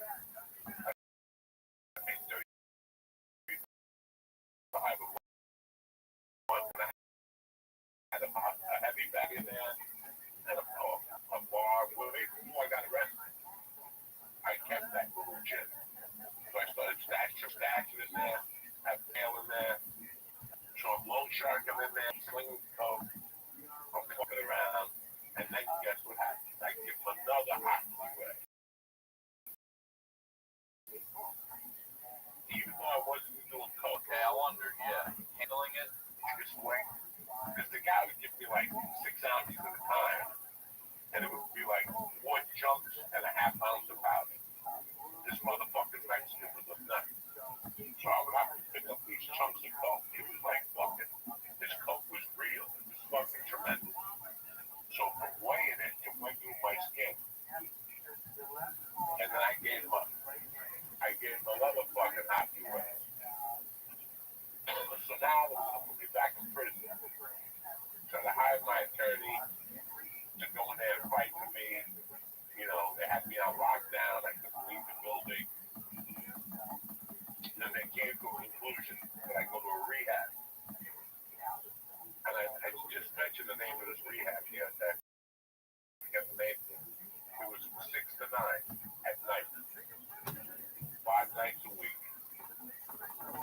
sit there and guess what? I went to this rehab for I think it was 6 weeks, 3 hours a night, 5 nights a week.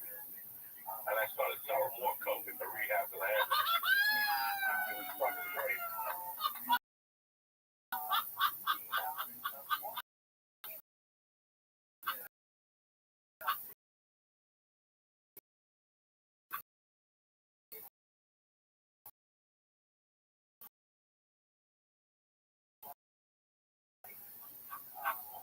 It's so fucking still getting high in there. Something happened. I got a fucking call one day that I knocked up my girl. So 90. Were you 90s to 89? were they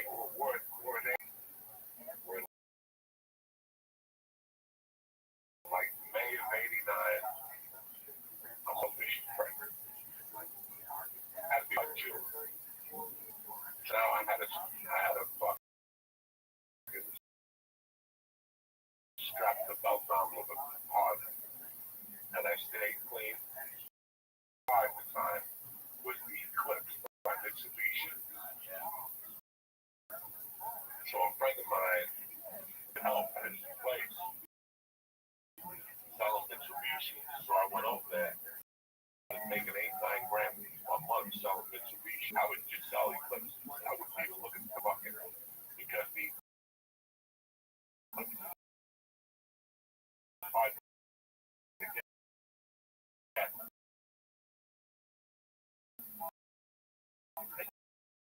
You made like $800 because you sold a shark. I'm the one. I'm getting watches sent out from New Jersey, Rolex watches, residential. The guy would give them to me for like 7 grand. I would sell them for 10. It was the prime.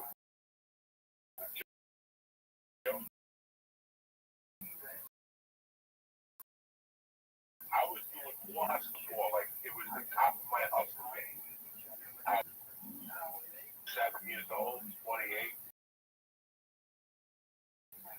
and I was making probably 15 grand a month between the selling cars, the selling coke. I wasn't snorting, so it was all profit, you know.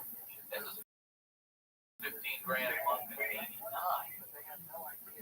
Oh yeah, I was walking slender with both hands. And then they moved me into. I started making progress in the system. I started becoming Zoot. a model of prison. How you living, pimp? Living the dream, dog. Every day's a holiday, every meal's a feast. What's good in your neck of the woods, baby?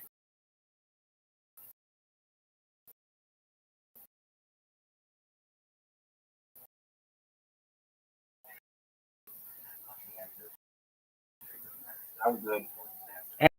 To hear. Are you ready for me? They gave me a phone number for a specialist, but I haven't called them. Okay, why didn't you call them yet? Because I called the number and they didn't answer. So I'm just like, I'll call back.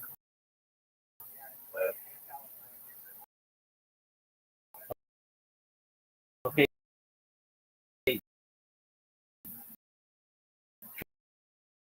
Could you leave a message?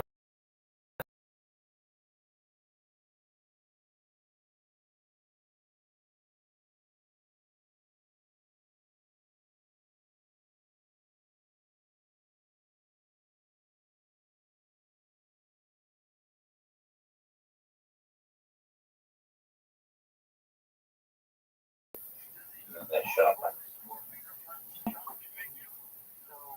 No. Okay. 7 hours? Okay, so they open in 7 hours? 12 hours, sorry.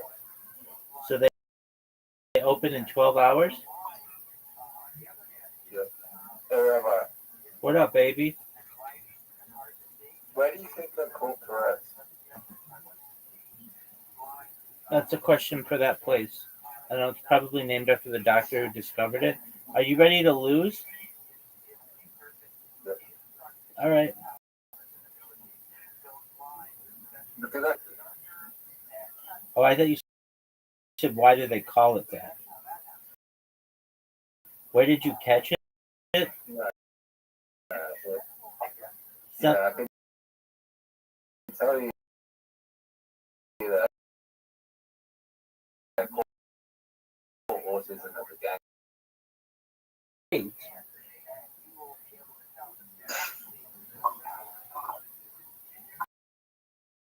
Bro, I just had a day.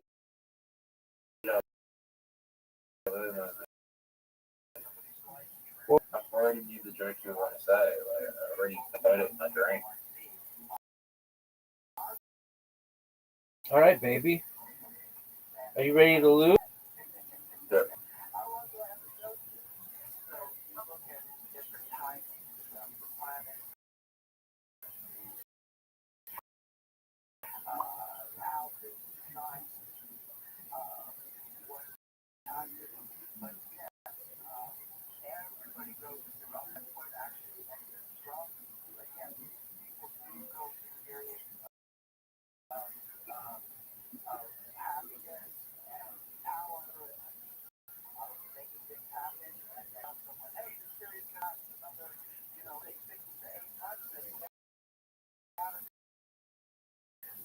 Bye-bye.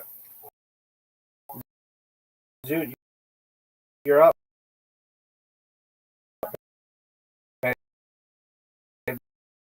Baby.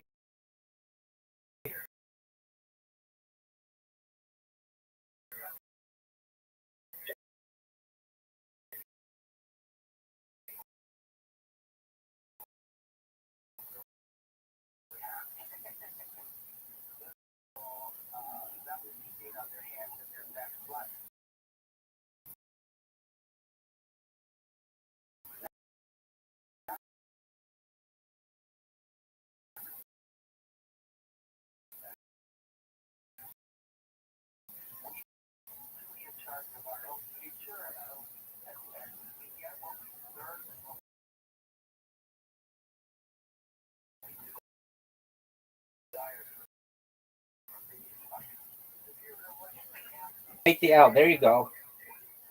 Max hit points, +5, heal leap.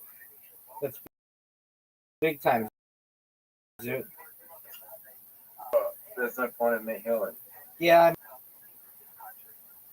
and you don't lose a turn. That was amazing. Are you gonna go? Yeah, I'm just thinking is that the right move?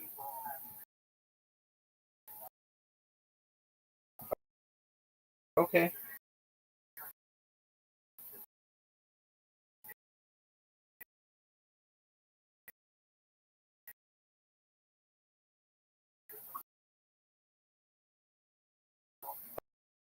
Oh,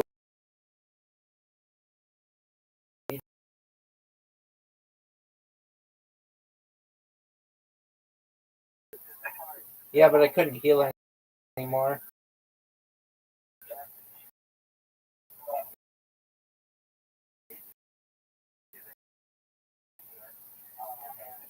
Holy shit, that should have been another X-Men. Holy shit, it's still your turn? Yeah.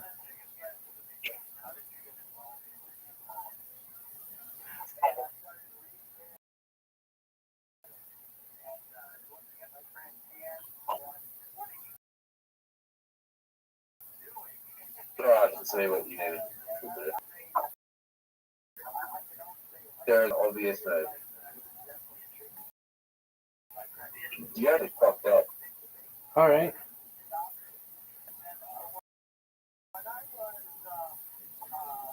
Maybe.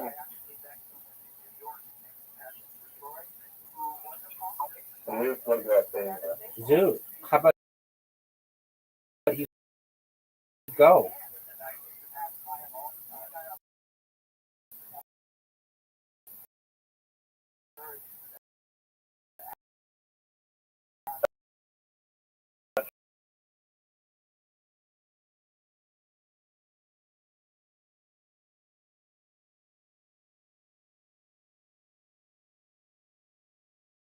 We're gonna have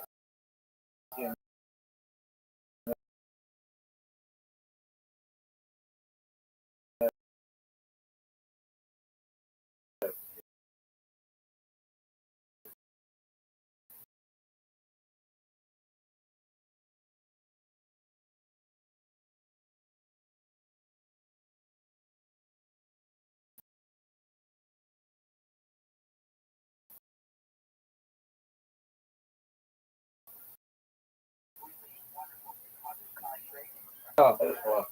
you fucked up. You could have gotten the heel. Oh, but that was good. That was very good. Oh, and you got a bonus? Oh, Zoot. What do you got, Zoot? What do you have, Zoot? Wow, this is not good. You have two excellent choices.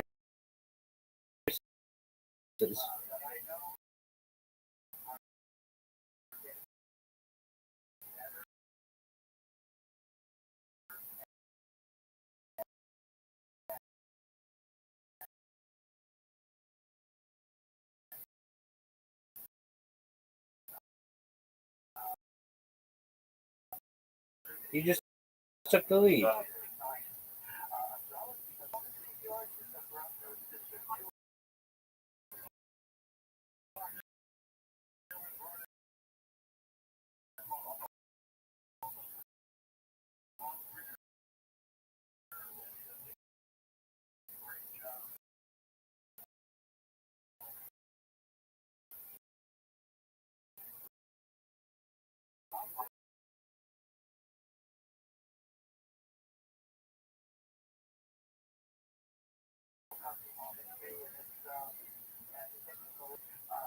That was excellent, Zoot.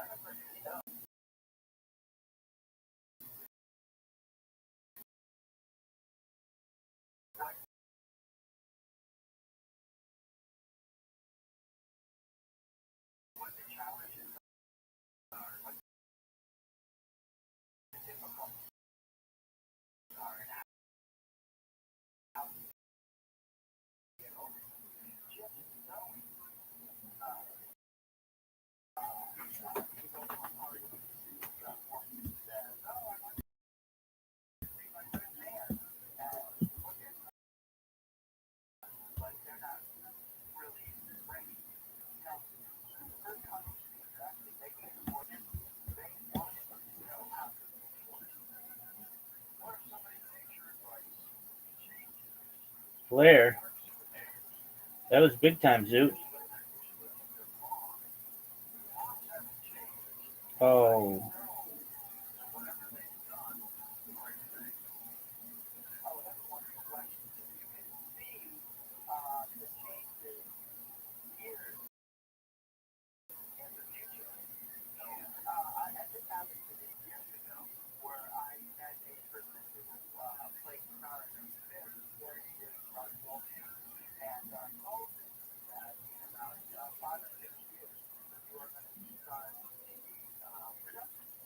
Big time, Zoot. Big time heel.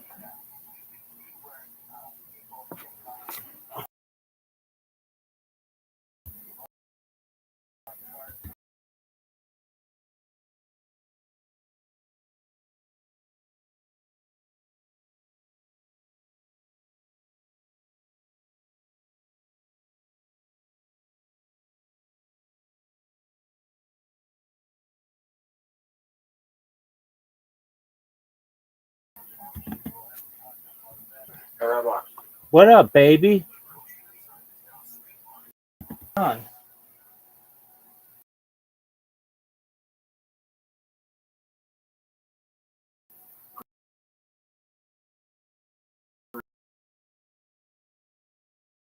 Chilling. Oh, Zoot, it's over I'm for you. disconnected. Don't worry. Are you ready for some literati? Yep.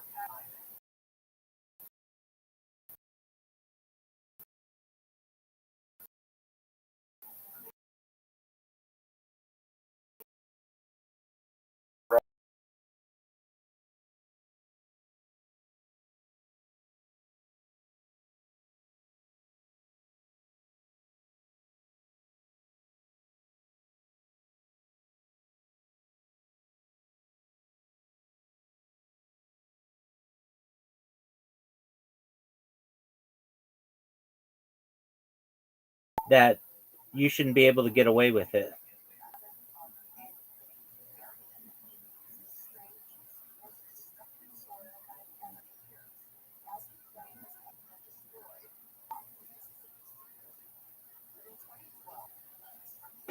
But I feel like people would, if there was a time limit, more crime would get reported if there were time limits to report. Yeah, I understand that.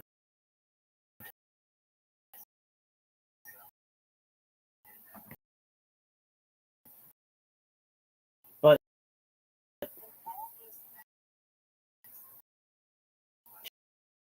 too often is it like somebody's like worried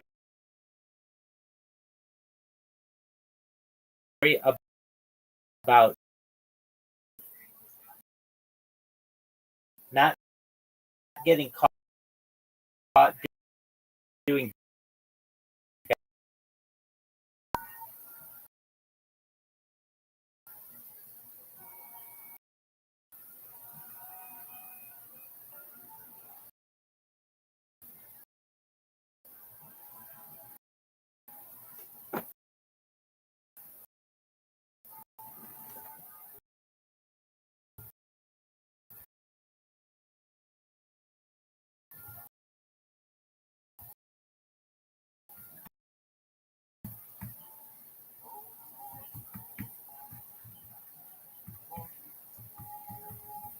Well, you can't get back into the country that you. Some would say that.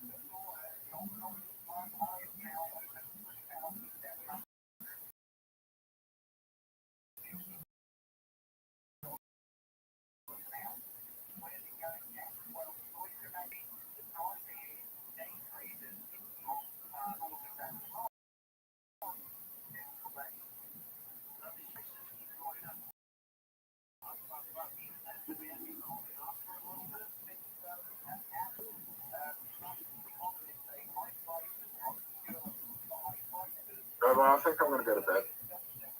Well, you're gonna finish playing this game, aren't you? I'm too tired. Why are you too tired? Just then. Well, that's not very cool. You should at least I play don't what. even want to play with Rory. All right, then resign.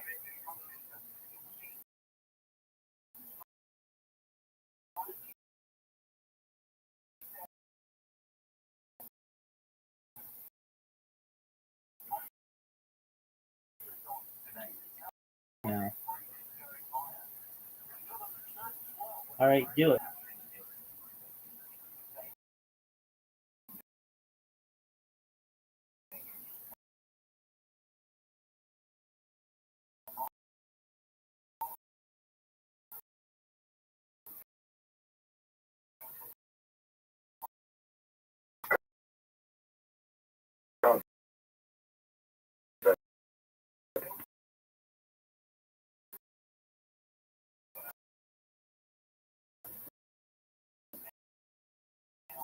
Sweet dreams. That's it.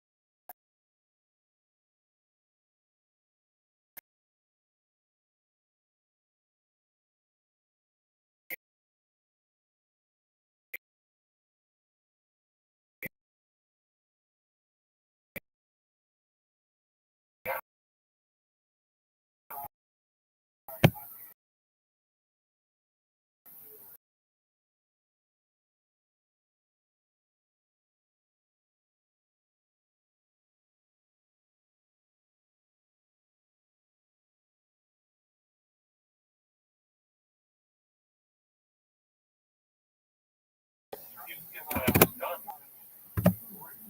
Your time is done. You could be your last 6 months.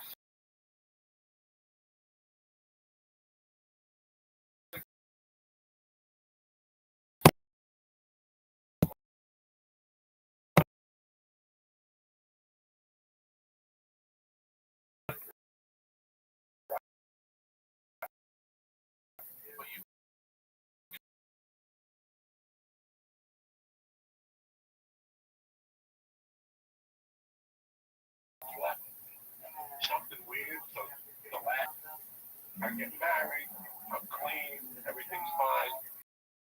My buddies come up to the wedding, and they give me a package in the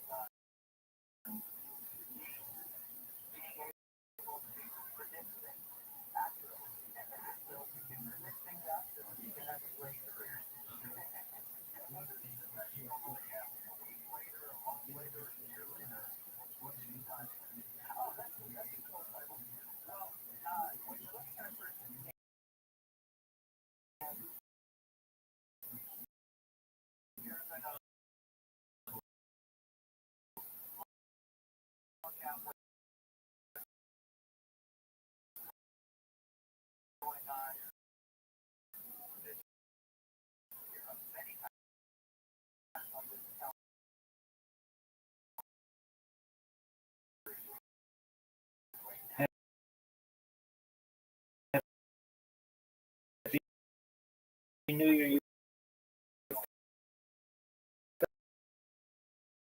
filthy animals. Shalom Tova.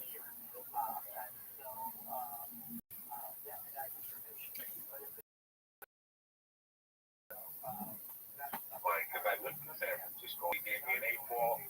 I stayed up all night. Garage. With a fucking 8. We went on the honeymoon, like, we went to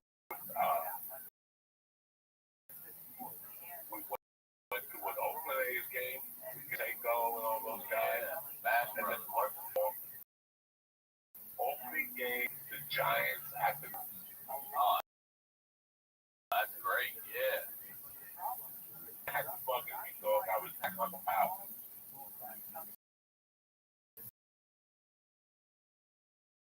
So.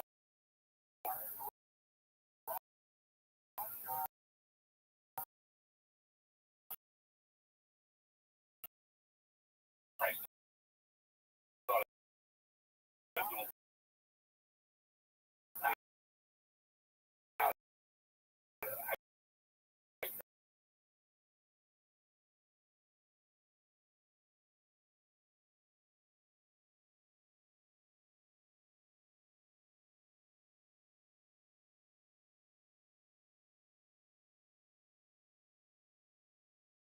Wednesdays, Friday.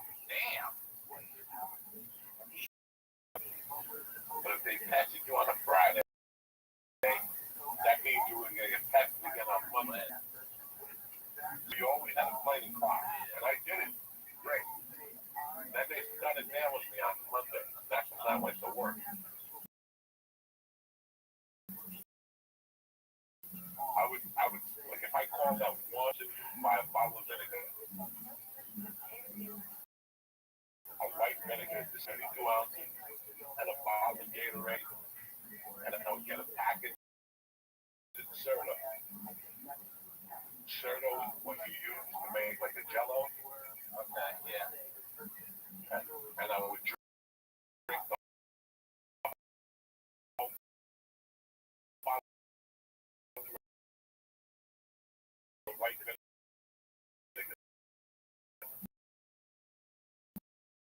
No, with Gatorade. You're a junkie. doesn't that burn your So I got, oh, it destroys your inside. I got away with it. Maybe twice.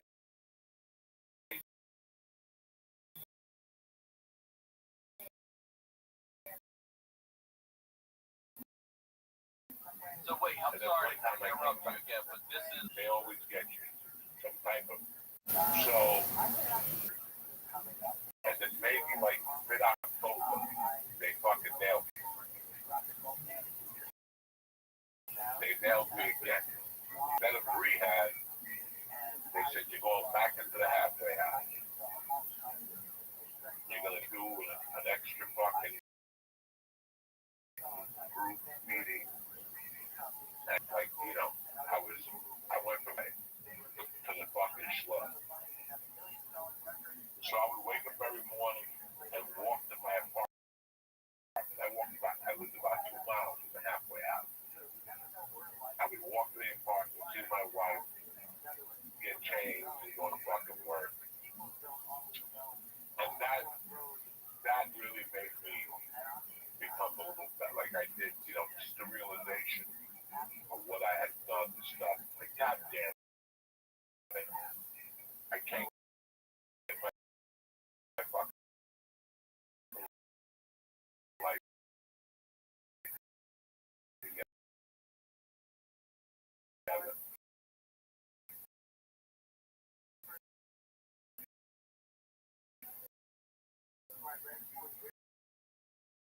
I still smoke coke, you know.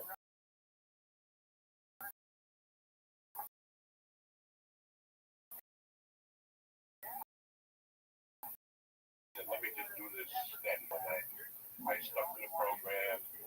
I went to the fucking AA meeting.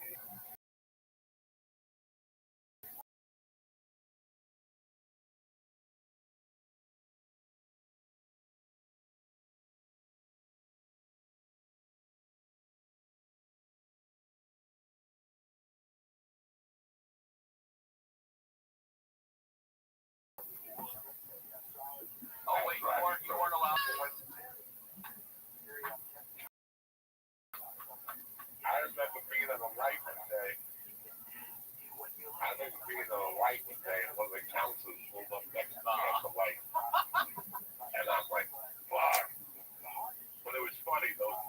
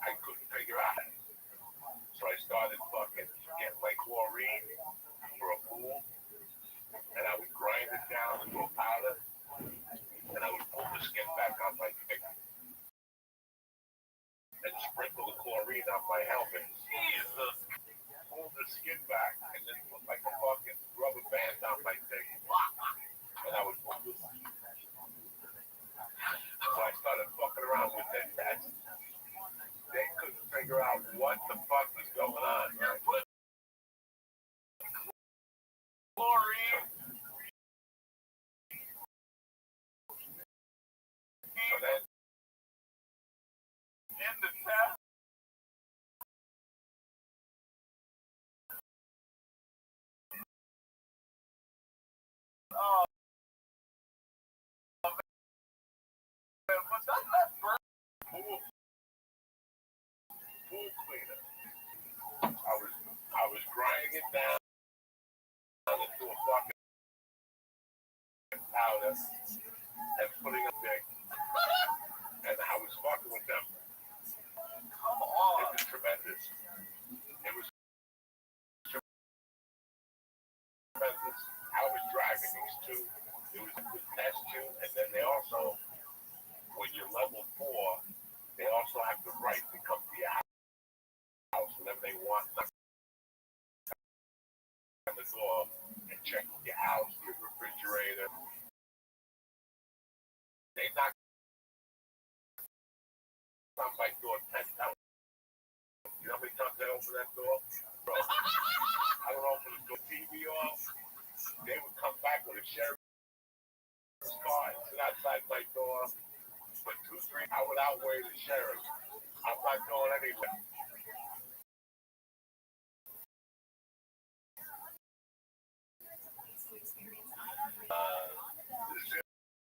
Zero.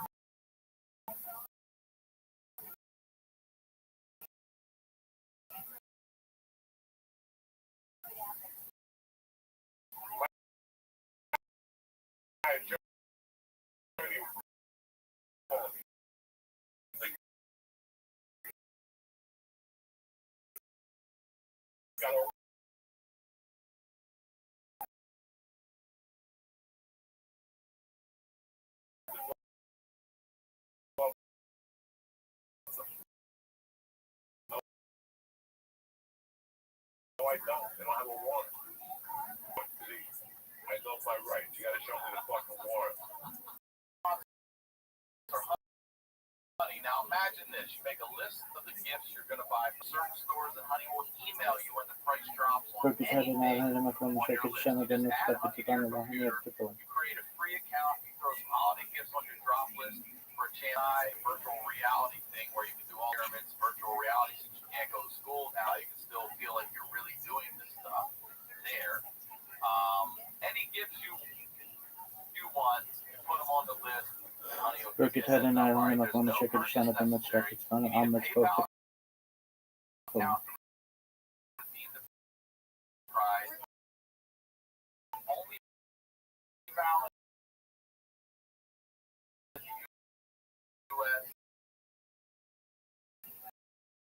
And the giveaway ends 12/21.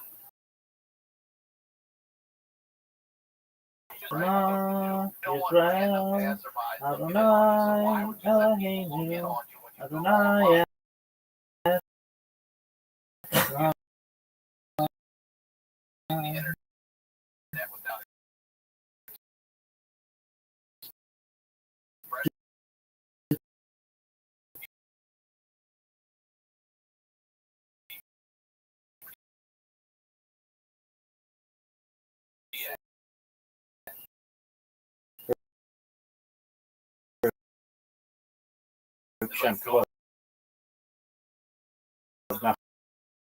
Probably love that. And the internet so that your online activities can't be seen by anyone. I use ExpressVPN on all my devices. It works on their Wi-Fi can still be protected even if they don't have ExpressVPN. And the best part is using ExpressVPN is as easy as closing the net wired, diverse, and countless others. So if you're like me and you believe your online activity is your business, secure yourself by visiting expressvpn.com/honeydew today. Use my exclusive link, expressvpn.com/honeydew.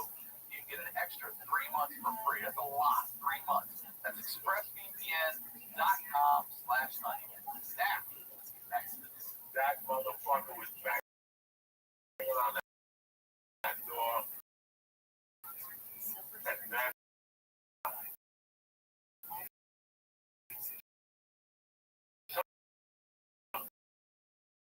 weird.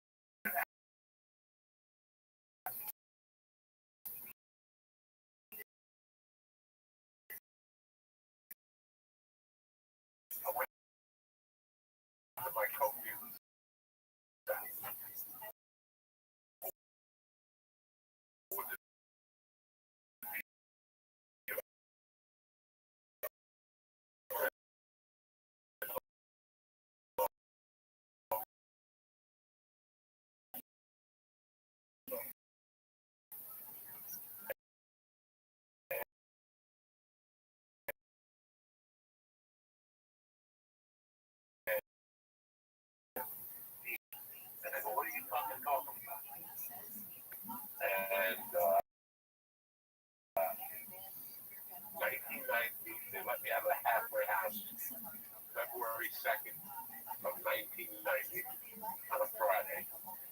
My then wife picked me up, pregnant as could be, ready to bust. She picked me up. We went to a rescue. It's still in Bolton. Fucking tremendous. It's Cajun. I got the 3 eggs with the red fish and the bayonets. It was February 2nd. It had to be 62 degrees out, brother. We got back to the apartment about 4 o'clock. I think I watched the news, and I must have passed out about 7. And I woke up February 9th. Just let me out of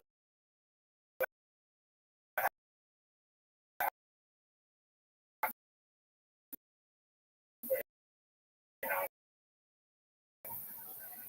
I wake up February 3rd, fucking jump in the shower, I'm getting ready. I go out to the snowfall. I've been sleeping. I didn't see the snow. Second, I got to shove the fuck as fast as I could. I had the car running.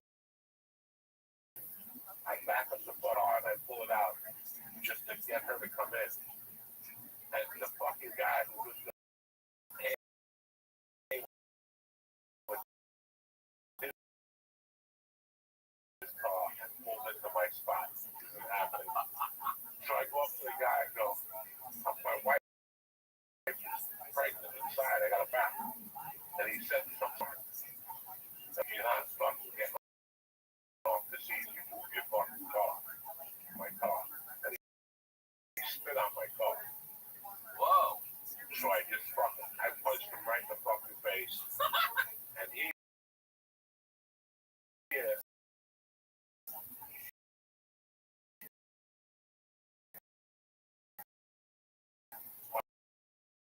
my wife is inside. Yeah.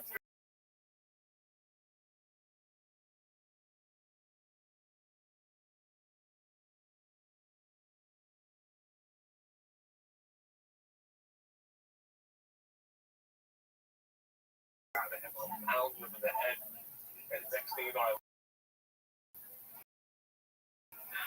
so the cops pull up next to me, up to the cops. I know one, and I tell the cops what happened. They go, we got to report a woman yelling, like, we got to report a fucking, like, a woman domestic violence. What the fuck is going on? My wife is inside yelling because the water broke. Out here, look where my car is, and this guy makes his way in. So I'm dead. I'm going to go to prison for the rest of my life. They have a talk. Just apologize to each other. Your neighbors. You're going to have to fucking live with each other. I'll never forget the cops going, put your hands out. They shake hands. The guy goes, I'm not shaking his hand. And the cop looks at me and goes, you know what? You can just get back in the car. You weren't doing too good, but we got you. You better shake his fucking hand. Look at your face. The cop was all banked up, and he wouldn't shake my hand. And the cop told him, you weren't doing too good when we got here. You know what I'm saying? So you better shake his fucking hand. So the cop they gave me an escort to the hospital. So I got my wife into the car, drove to the hospital, had the baby. She's in the hospital. I go home, I get an 8-ball to celebrate. You know, me, old habits never change. Now, even though I'm free, I still owe them like 8 more months of piss test. And that's when my world began. I just started fucking blowing up their machines. Every time I go in there for a piss test, I would throw something else on my dick to fuck that machine up. Throw those out,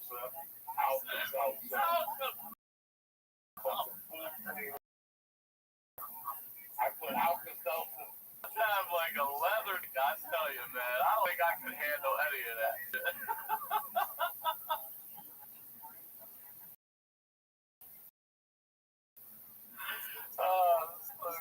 Fucking house myself. How deep my whatever read. I had a little girl. You know, man, this is why I tell people nothing's gonna change you unless you change yourself.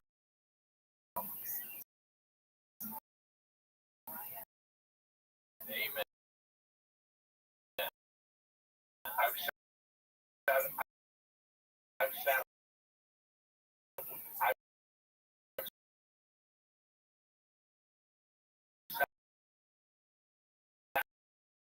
with men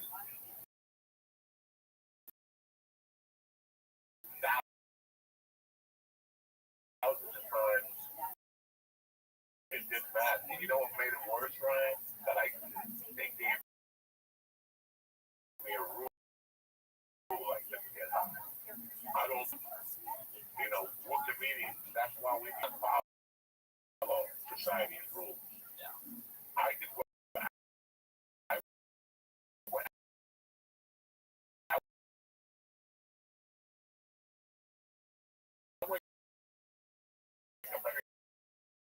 Every morning at 5, 6. I'm on social media at 7:30 in the morning. I wouldn't wake up at 8. Since I was 10. My mother gave when I got out of Catholic school, my mother made me an offer I couldn't refuse. I'm gonna let you fuck up.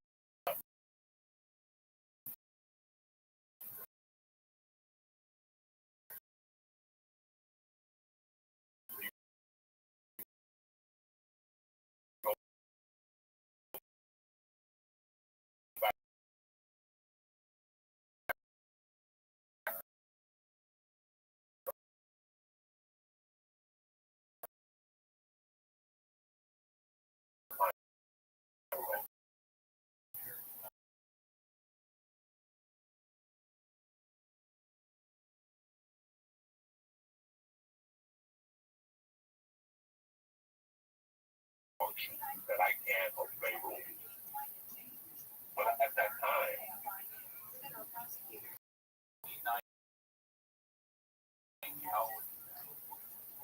27. Just started to And I had stand up.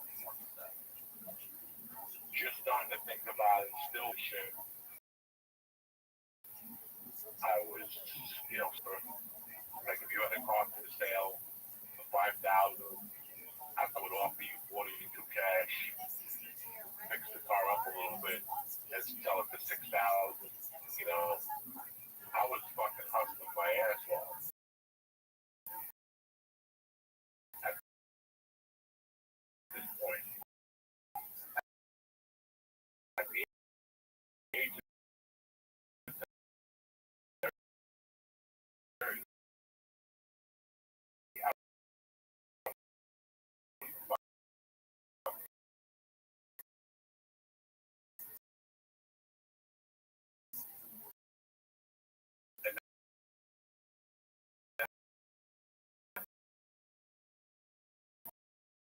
my family asked me about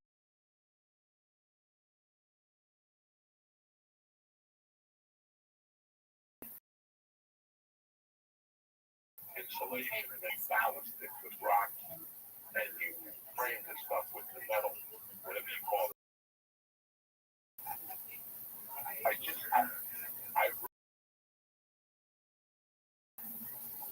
I had sold stuff. I did fucking everything.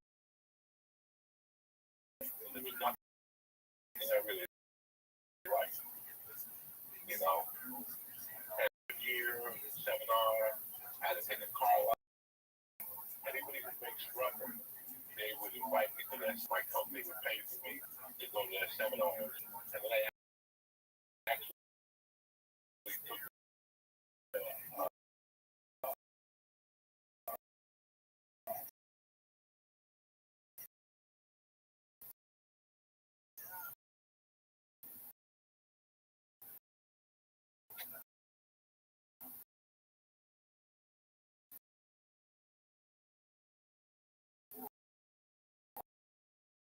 a class on how to ask how I was married. I had been in the program now. I was working at home. I was working at car wash as a host. And right before I got the roofing, I used to talk to a guy once a week. How you doing? What's going on? I would talk to him. And one day, after like 6 months, I go, what do you do?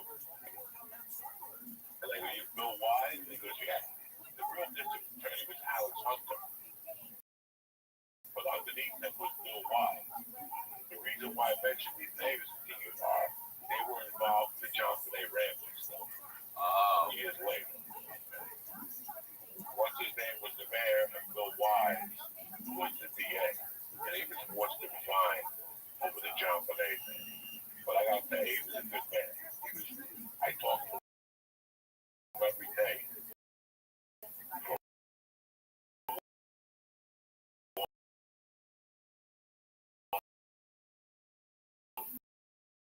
You know,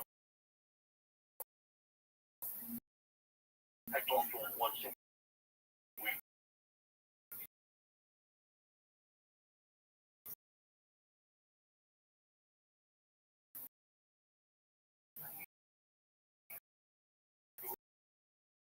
We had a conversation.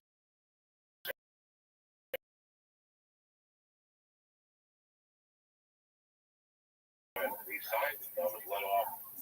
I think I was do whatever the fuck.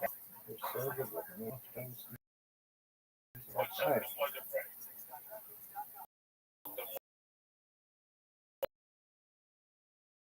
Wasn't right for me. Something just didn't feel right. America, society tells you need to vote. I had everything on my hand. But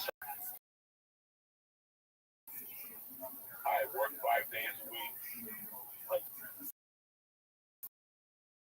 And then on Sunday,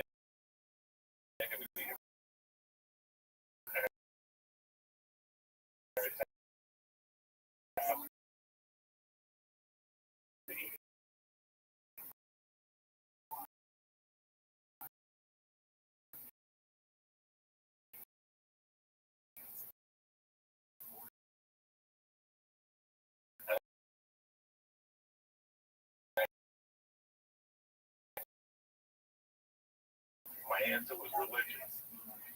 So I started going. Got thrown out of Catholic school. Refuge. So I said, what I need is the whole. I was still fucking miserable. So I went at a restaurant at the Rope Institute. It's a college in Boulder. But put it, you go there, you get a degree in philosophy. You're gonna end up a fucking waiter with 30 feet.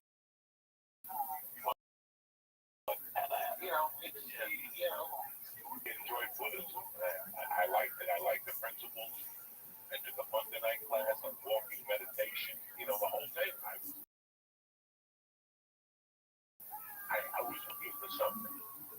Something right.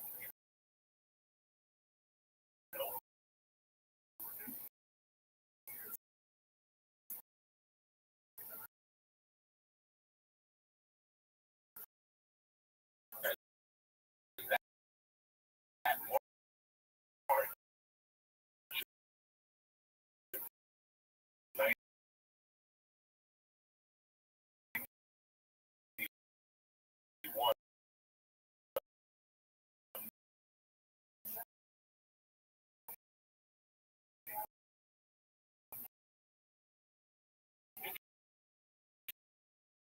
Snow. And I went to one of the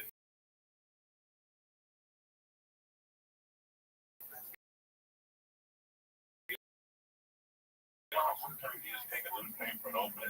Back in the day, yeah. Like just opening it and not the first page. But like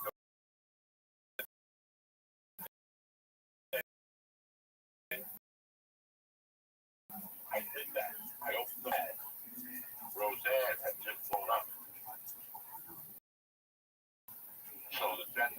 scene was an ad about the it wasn't an ad.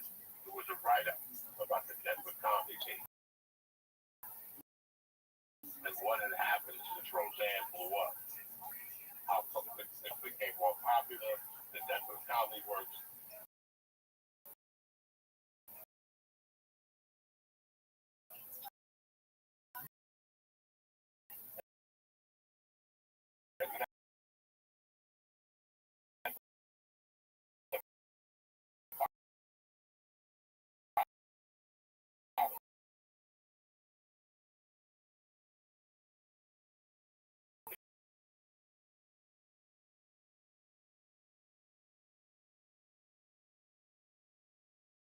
My house.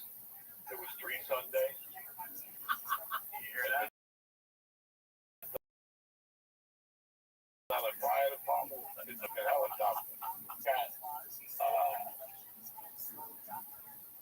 what the fuck was all? He was part of an improv troupe. There was 3 Sundays, 1 to 4. He just broke down stand-up comedy and blah blah blah. And then the last week you had to go up in front of everybody. And I don't know if I got any laughs or not. It didn't matter. I just wanted to go up, you know. And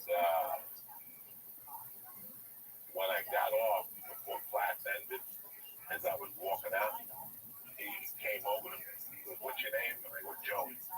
And he goes, "I usually don't tell this to the students, but you have a career in stand-up if you want."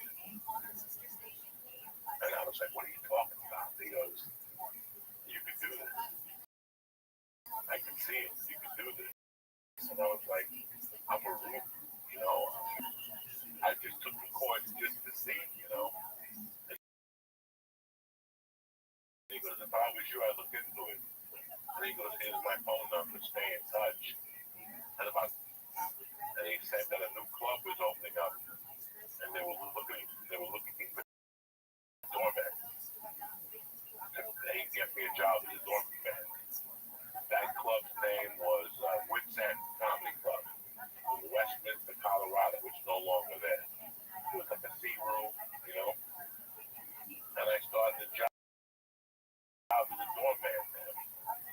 And I remember that Colorado, even though it's not winter, sometimes you get snow. Like just snow with the half of that.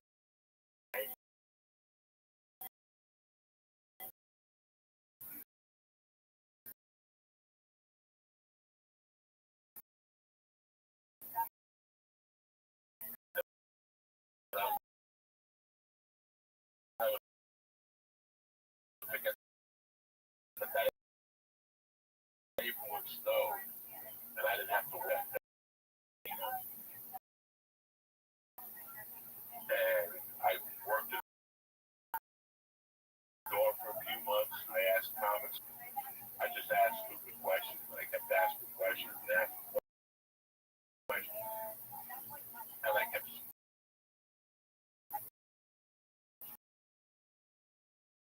picking on their open mic. I got a 3-minute spot on Tuesday. And then on Tuesday, I would call them and cancel. Why? Every time I took a bunch of that shit. I'm just canceling my fucking story. I was never right. You know, I gotta get it down.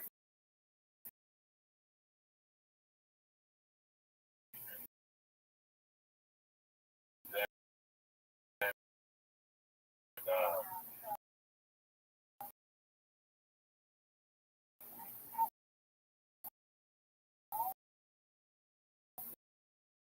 one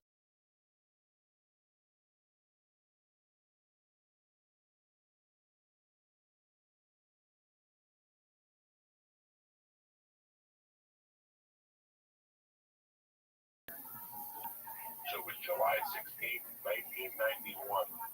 They did what I said. But I remember going up on stage.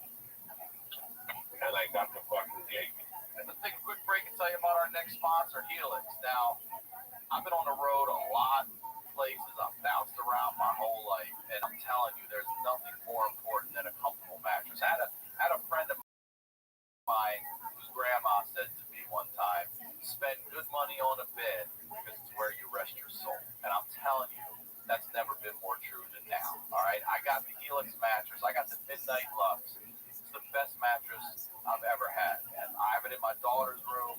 We go in there, got the queen size. I read to her. We both fall asleep. And I'm not even supposed to fall asleep. I have work to do. I'm in there sleep. Has a quiz.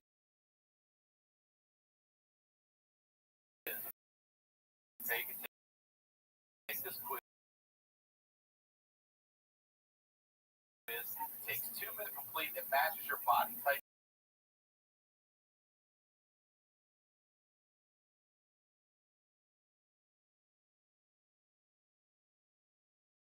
Over what I used to have, and I'll tell you. And here's the good thing: you don't have to spend a ton of money to rest your soul. Helix has you covered. The delivery and setting up was fast and easy. It's soft. I'm sleeping well. My daughter loves it. Everybody is into it. So if you're looking for a mattress, you take the quiz, you order the mattress. You don't ever need to go to a mattress store again. Helix is awesome. But you don't need to take my word for it. Helix was awarded the #1 overall mattress pick of 2020 and by GQ. So just go to helixsleep.com/honey. Take their 2-minute sleep quiz, and they'll match you to a custom sleep for your life. They have a 10-year warranty, and you get to try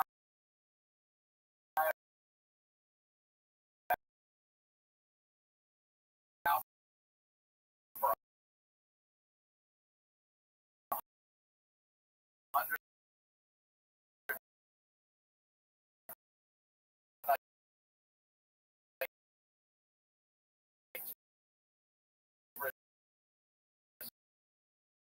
free at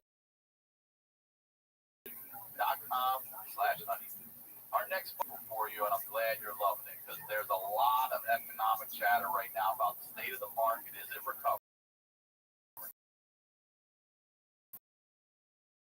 How long will it take? Have we seen the worst? But if you're struggling to pay off high interest credit card debt, you can't wait for those answers. You need to take action now with Upstart credit card debt. Upstart is the revolutionary online lending platform that knows your mortgage score. Unlike other lenders, Upstart can reward you based on a rate. Upstart lets you skip going to the bank because it's completely online. They offer loans from $1,000 to $50,000, so you can consolidate your debt into one easy fixed rate payment. Upstart makes it fast and simple to check your rates. It's just a soft pull that does not affect your credit score. The hard pull happens if you accept your rate and proceed with your application. And the best part is if the loan is approved and accepted, most people get their funds the very next business day. Over 500,000 people use Upstart to credit cards or meet their financial goals.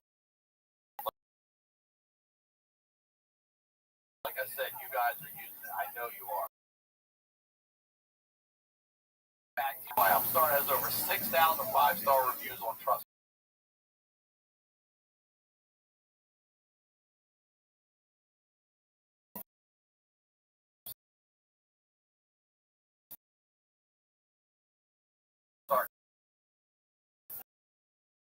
.com/honey.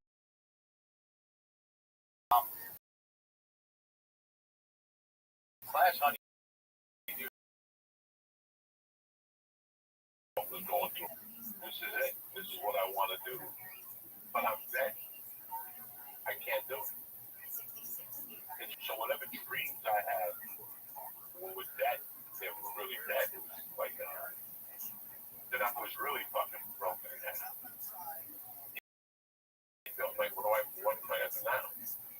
I'm stuck being a fucking roofer, and that's there's nothing wrong with it. It's a decent job. It's better than being in jail. But I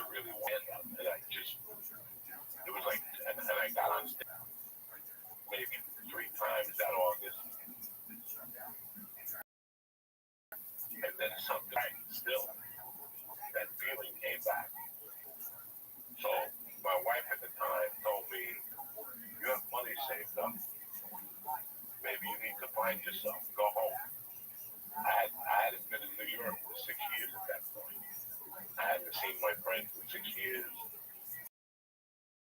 So I came home for a week. Started coke.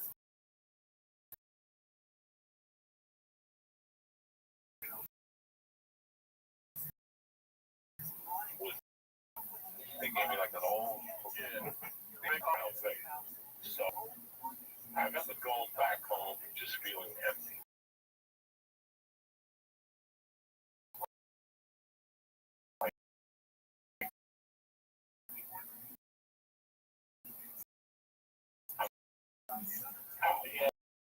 Yeah, I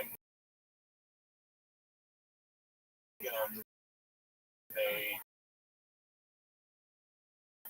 here and there, off the road, and you hear Bobby C and Bob Joe.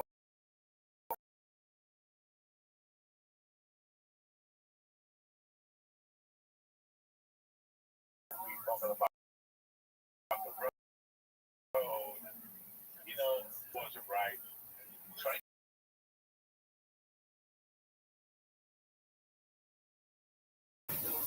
but I was still $3,000 white. So I ran the scam in Colorado with L brands and fucking scholarships and shit. I knew fucking Latino scholarship that was ever made. Pancho Villa, everybody sent me 500. That went right to the coke dealer. You know what I'm saying? So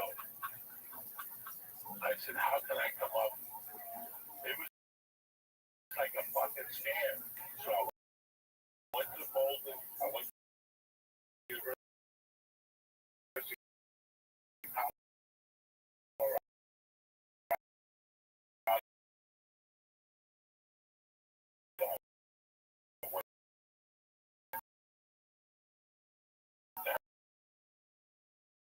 Downstairs.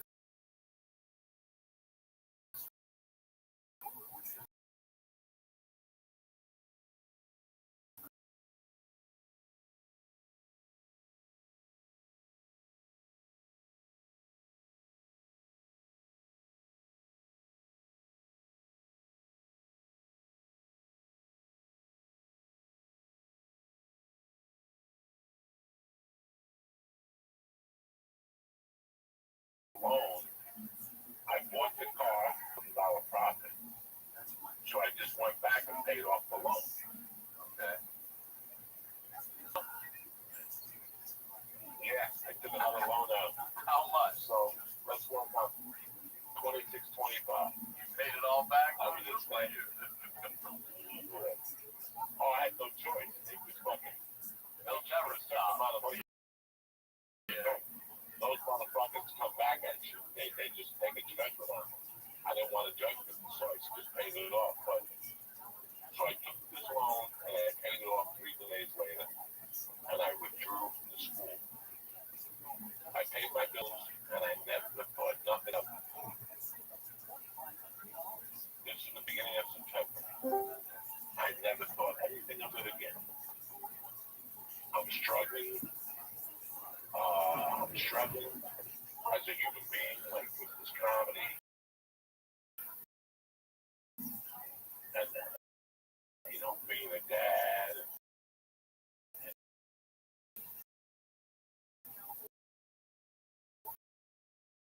being a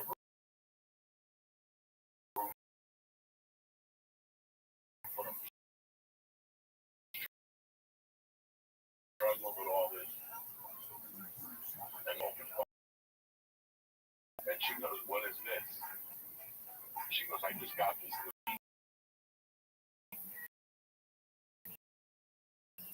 You took a loan out without letting me out. I didn't know how to ask permission for my business. I didn't know.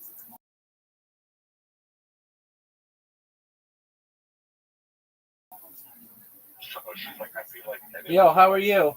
Just a rush came over me. Somebody just did the biggest favor of my fucking life. How are you? I told my daughter, who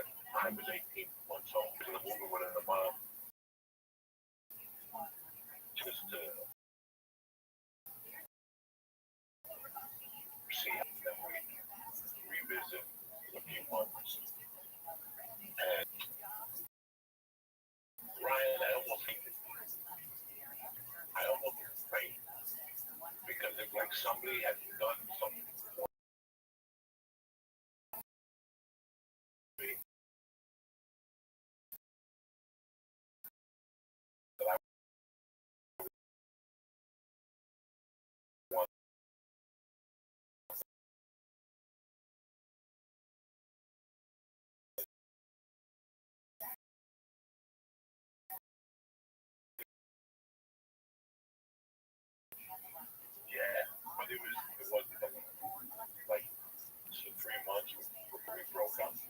We went to dinner one night, and she said to me, she goes, I don't understand if you understand what handcuffed and put him in the back of the fucking trunk. You know what type of person does that? And she was right. I mean, run out of control. I was totally out of control. You know, I didn't see it at that time. I was chucking and jiving, but I think it took her like 3 years for her to sink in what I had really done. You know, and who she had married. You know, she had made a mistake. You know, I actually took a guy I had no problem with that at all. You know, that was just another day in a life with Joey Diaz. You know, but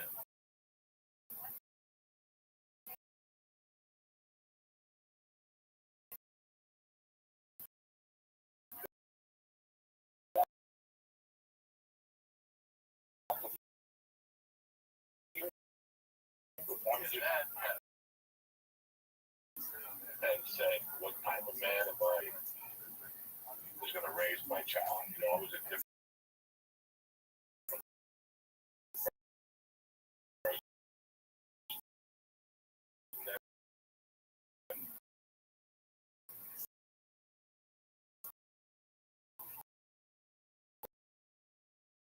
That's why I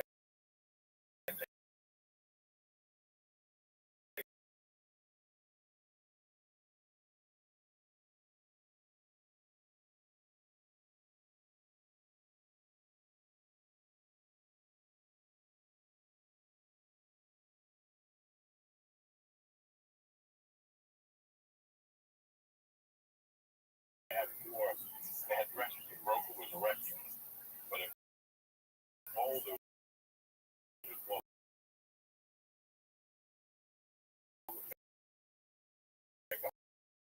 well, Wednesday night, they had like people went there. Tuesday night, they actually had comedy night. It was a steak night. $15.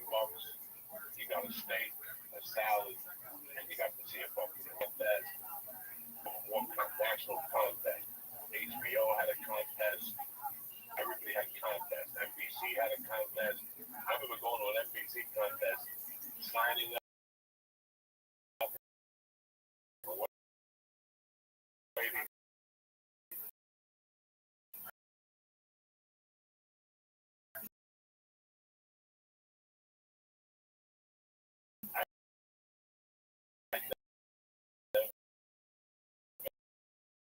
On stage before, and like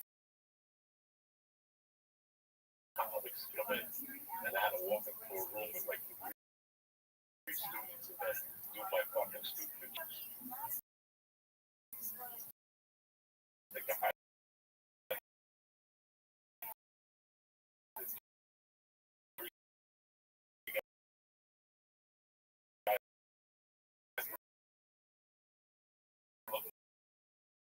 Like, what do you?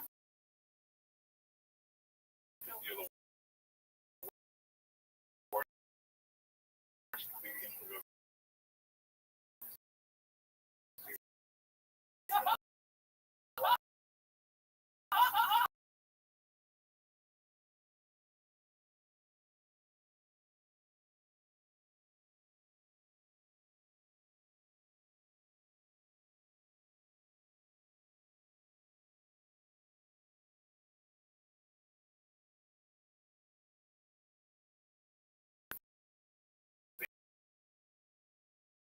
Every week around.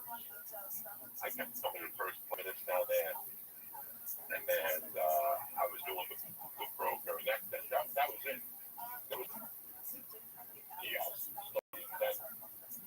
And then December 18th, 1991, what I was doing was I was selling Valium at the time. All right, it's minutes. So all these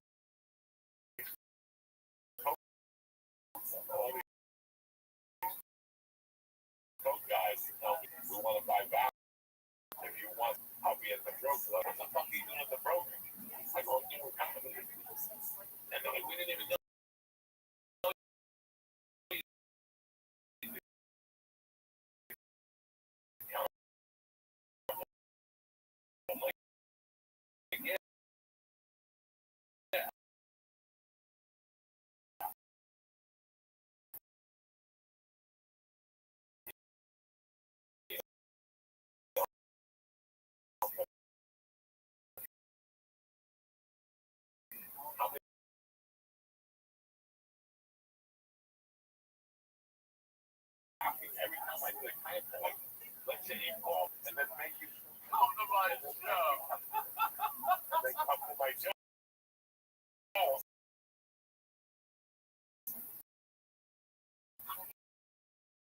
I would have 30 people in there. I couldn't lose. I couldn't lose even if I won.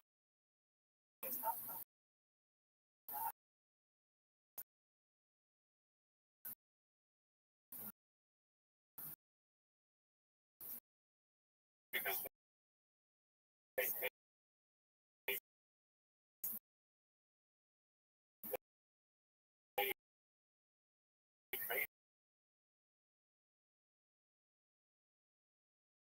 he was the worst magician in the world.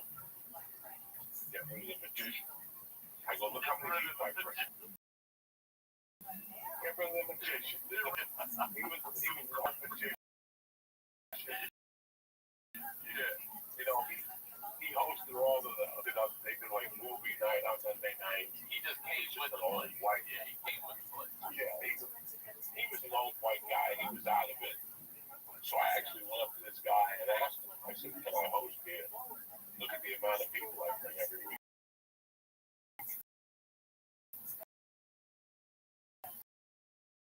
Every time I perform, I got 90 coke fiends, tickets. Before we go, nobody fucking was. I was packing the place. I would tell them, come on, I'll have your drink in there.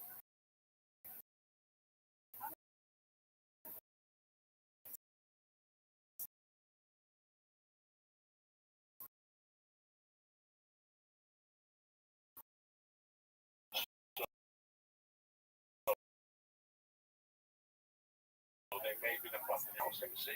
January, you could drink. A lot of people don't know that. I didn't know that.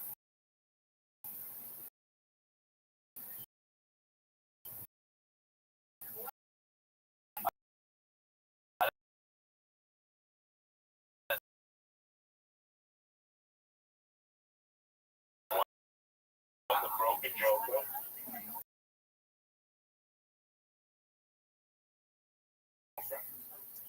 I was single. A card imaginable. I had never used a credit card in my life. I didn't even now I can do whatever the fuck I wanted. And I was doing time to use a credit card. That's it. Yeah, got a girlfriend. Got a girlfriend. Caused a lot of problems. And that's when the problem started with my ex. Because me and my ex were cool. From November to like January, we were cool. Everything was great. And then she told me she moved in with a guy, my kid. So I'm like, you told me not to date nobody because what happens? The divorce is 3 months. So I started getting, yeah, what the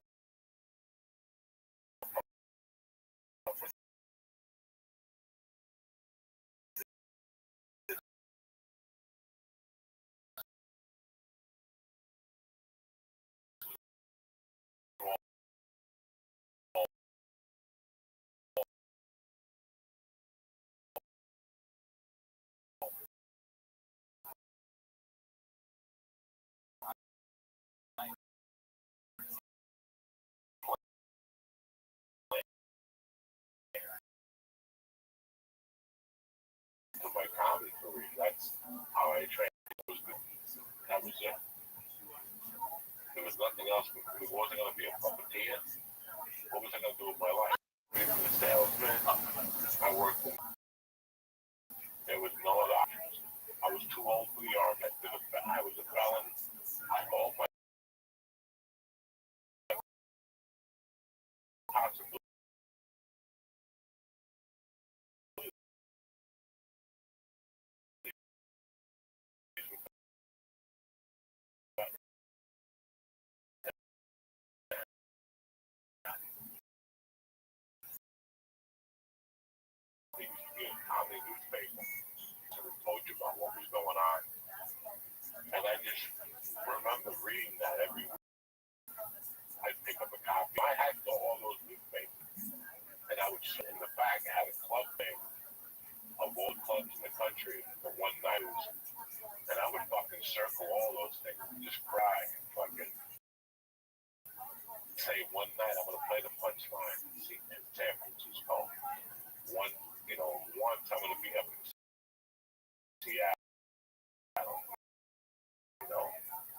underground. I like their logo. I kept thinking to myself, I'm going to be in fucking Seattle today, you know, but I had no idea what I was doing. I was just getting on stage, you know.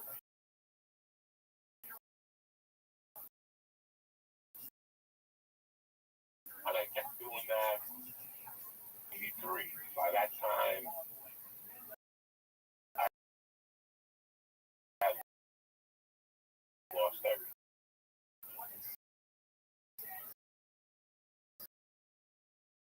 You know, I was just valiant, basically to stay alive. You know, pay child support and do.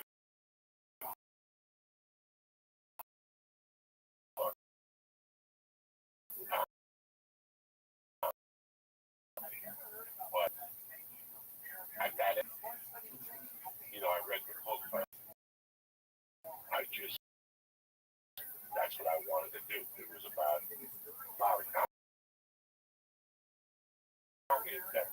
I was doing poetry reading. I was doing it at a weekend as a poet. So I was kind of like a little hat with an apple on top, like walking into a coffee shop and shit. I wish there was a video of that shit somewhere. Oh my God. The famous coffee shop was called Penny Lane in Boulder. Penny Lane. And I would go to Penny Lane. It was open 24 hours. Coffee shop, couches, you know, books, that type of stuff. A bunch of intellectuals, you know. And I would go in there for the 8 o'clock post, and they would throw me out every week. I'd be talking about Godzilla and fucking killing Chinese people and shit on stage. And they're like, man, you can't do that. Poetry.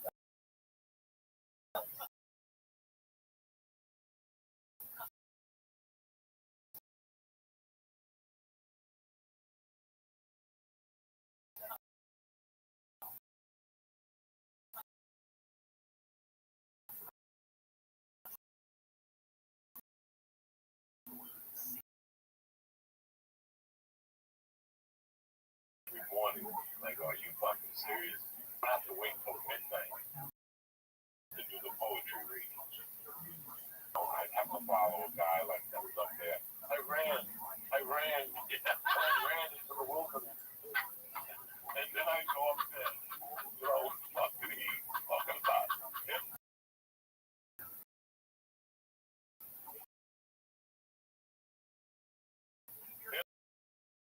and shit. Oh, God. I tell you, the one thing I do miss as a comic writer is sitting in the back, you know, to do their thing. You know, I've been fucking. It's one of my favorite things.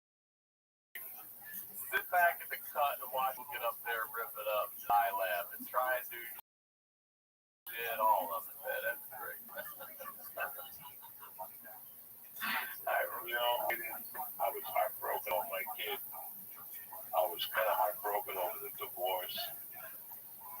But the fuck with comedy just filled the gap. I couldn't explain it to people 20-something years later. Like, it made me get over everything. Like, just the fact that I was doing comedy, that I was part of it, you know. And like I said, the first year, I pretty much stayed out of the comedy work because the Boulder show was the same night as the comedy works open mic. So I was off the radar. And I always give this guy props because John Payton, something Payton, Andy Payton was his name. He really, Andy Payton was a comic with the mind of a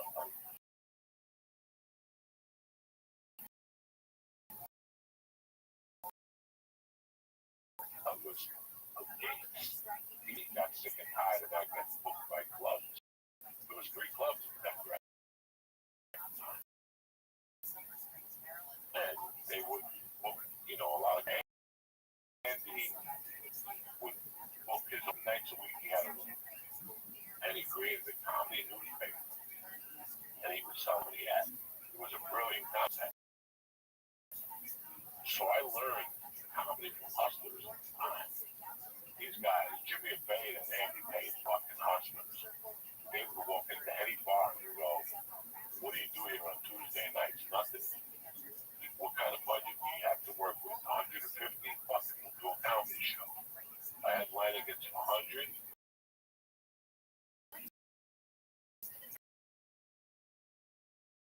everybody else gets to go on stage. So I came up and it was McKelvey, Witsend, and the Comedy Works. And they would give you, they want to give you that stuff.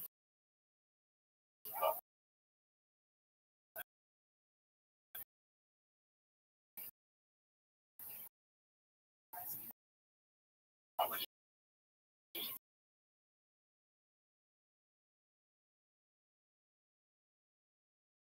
because I pretty much that broker that just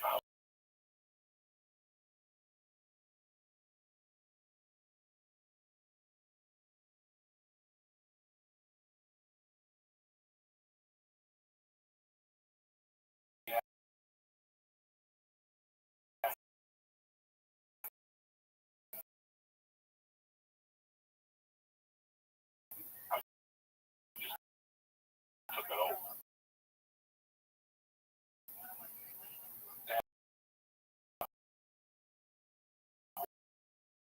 Hotel there, I would get free rooms. She's like, what'd you say? And it was like, before you got, that you could sit there and get a brandy, just read a book if you want. Then who the fuck goes to a bar to read a book? You know, we go out and fucking get out. Like, when I did 14 good months, it was my first time I was making money. A one fucking time.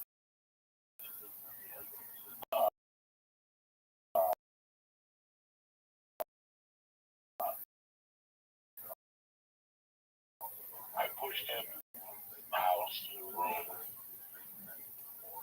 and my attorney fees would just start to go through the fucking room.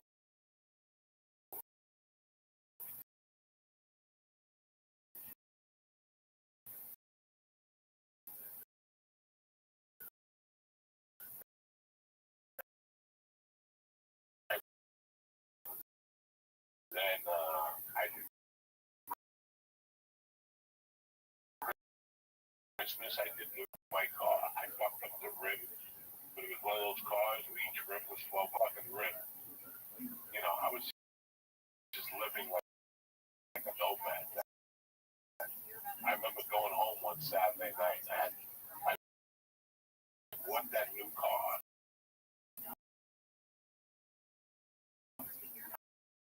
I didn't buy a new car. I bought a slightly used. You get divorced from it. Beautiful, tremendous sound system. Dancing through this bank. And I had a bank account.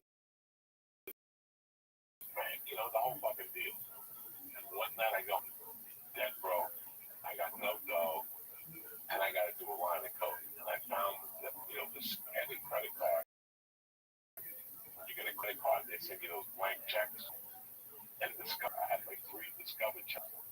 And that bank had a 24-hour drive-through for $1,000 in cash. And the Discover card was closed, for Christ's sake. The Discover card had been taken from me already. I gave Lady a check and she cashed it. No. They gave me $1,000. Well, fucking Monday morning. I bought money by 5 o'clock for the price charges on it. I didn't have the fucking money. I spent the money in an hour. So I went down and cut a deal with them to add on.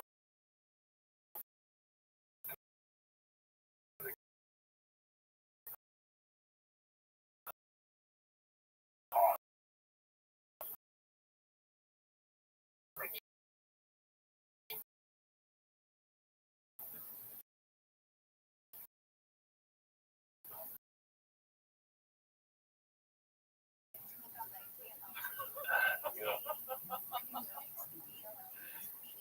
when you look back, you think of all this shit. You're like, what the fuck was I thinking? Why would I even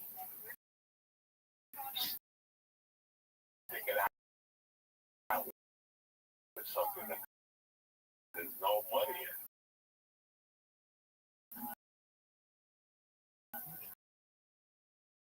there was no, I was just loving it. I was getting on stage every night. I called that situation. I told him I couldn't make rent, that I would lose the war with my wife, with the kid, and he sent me a plane ticket back. So I came back, whatever that date was for the Super Bowl. I was back in Jersey. But before I left, I fronted like $10,000 value. I told him I'd be back in an hour. And I brought the value back here with me to start my comedy career up here as finance. So that's what January of '93. I'm writing it down. Hold on. January 1993 is where we pick up. I love you, brother. Thank you for doing it. Thank you for having me, brother. Always a pleasure to see you. I miss you, my heart. I miss you. I'm mad at Los Angeles. Like I told my wife today, we went to lunch. And I go, I'm not mad. A lot of great things happen in LA. And I got people, you're one of them. So thank you. I'm happy we continue this. We'll keep it whenever you're available.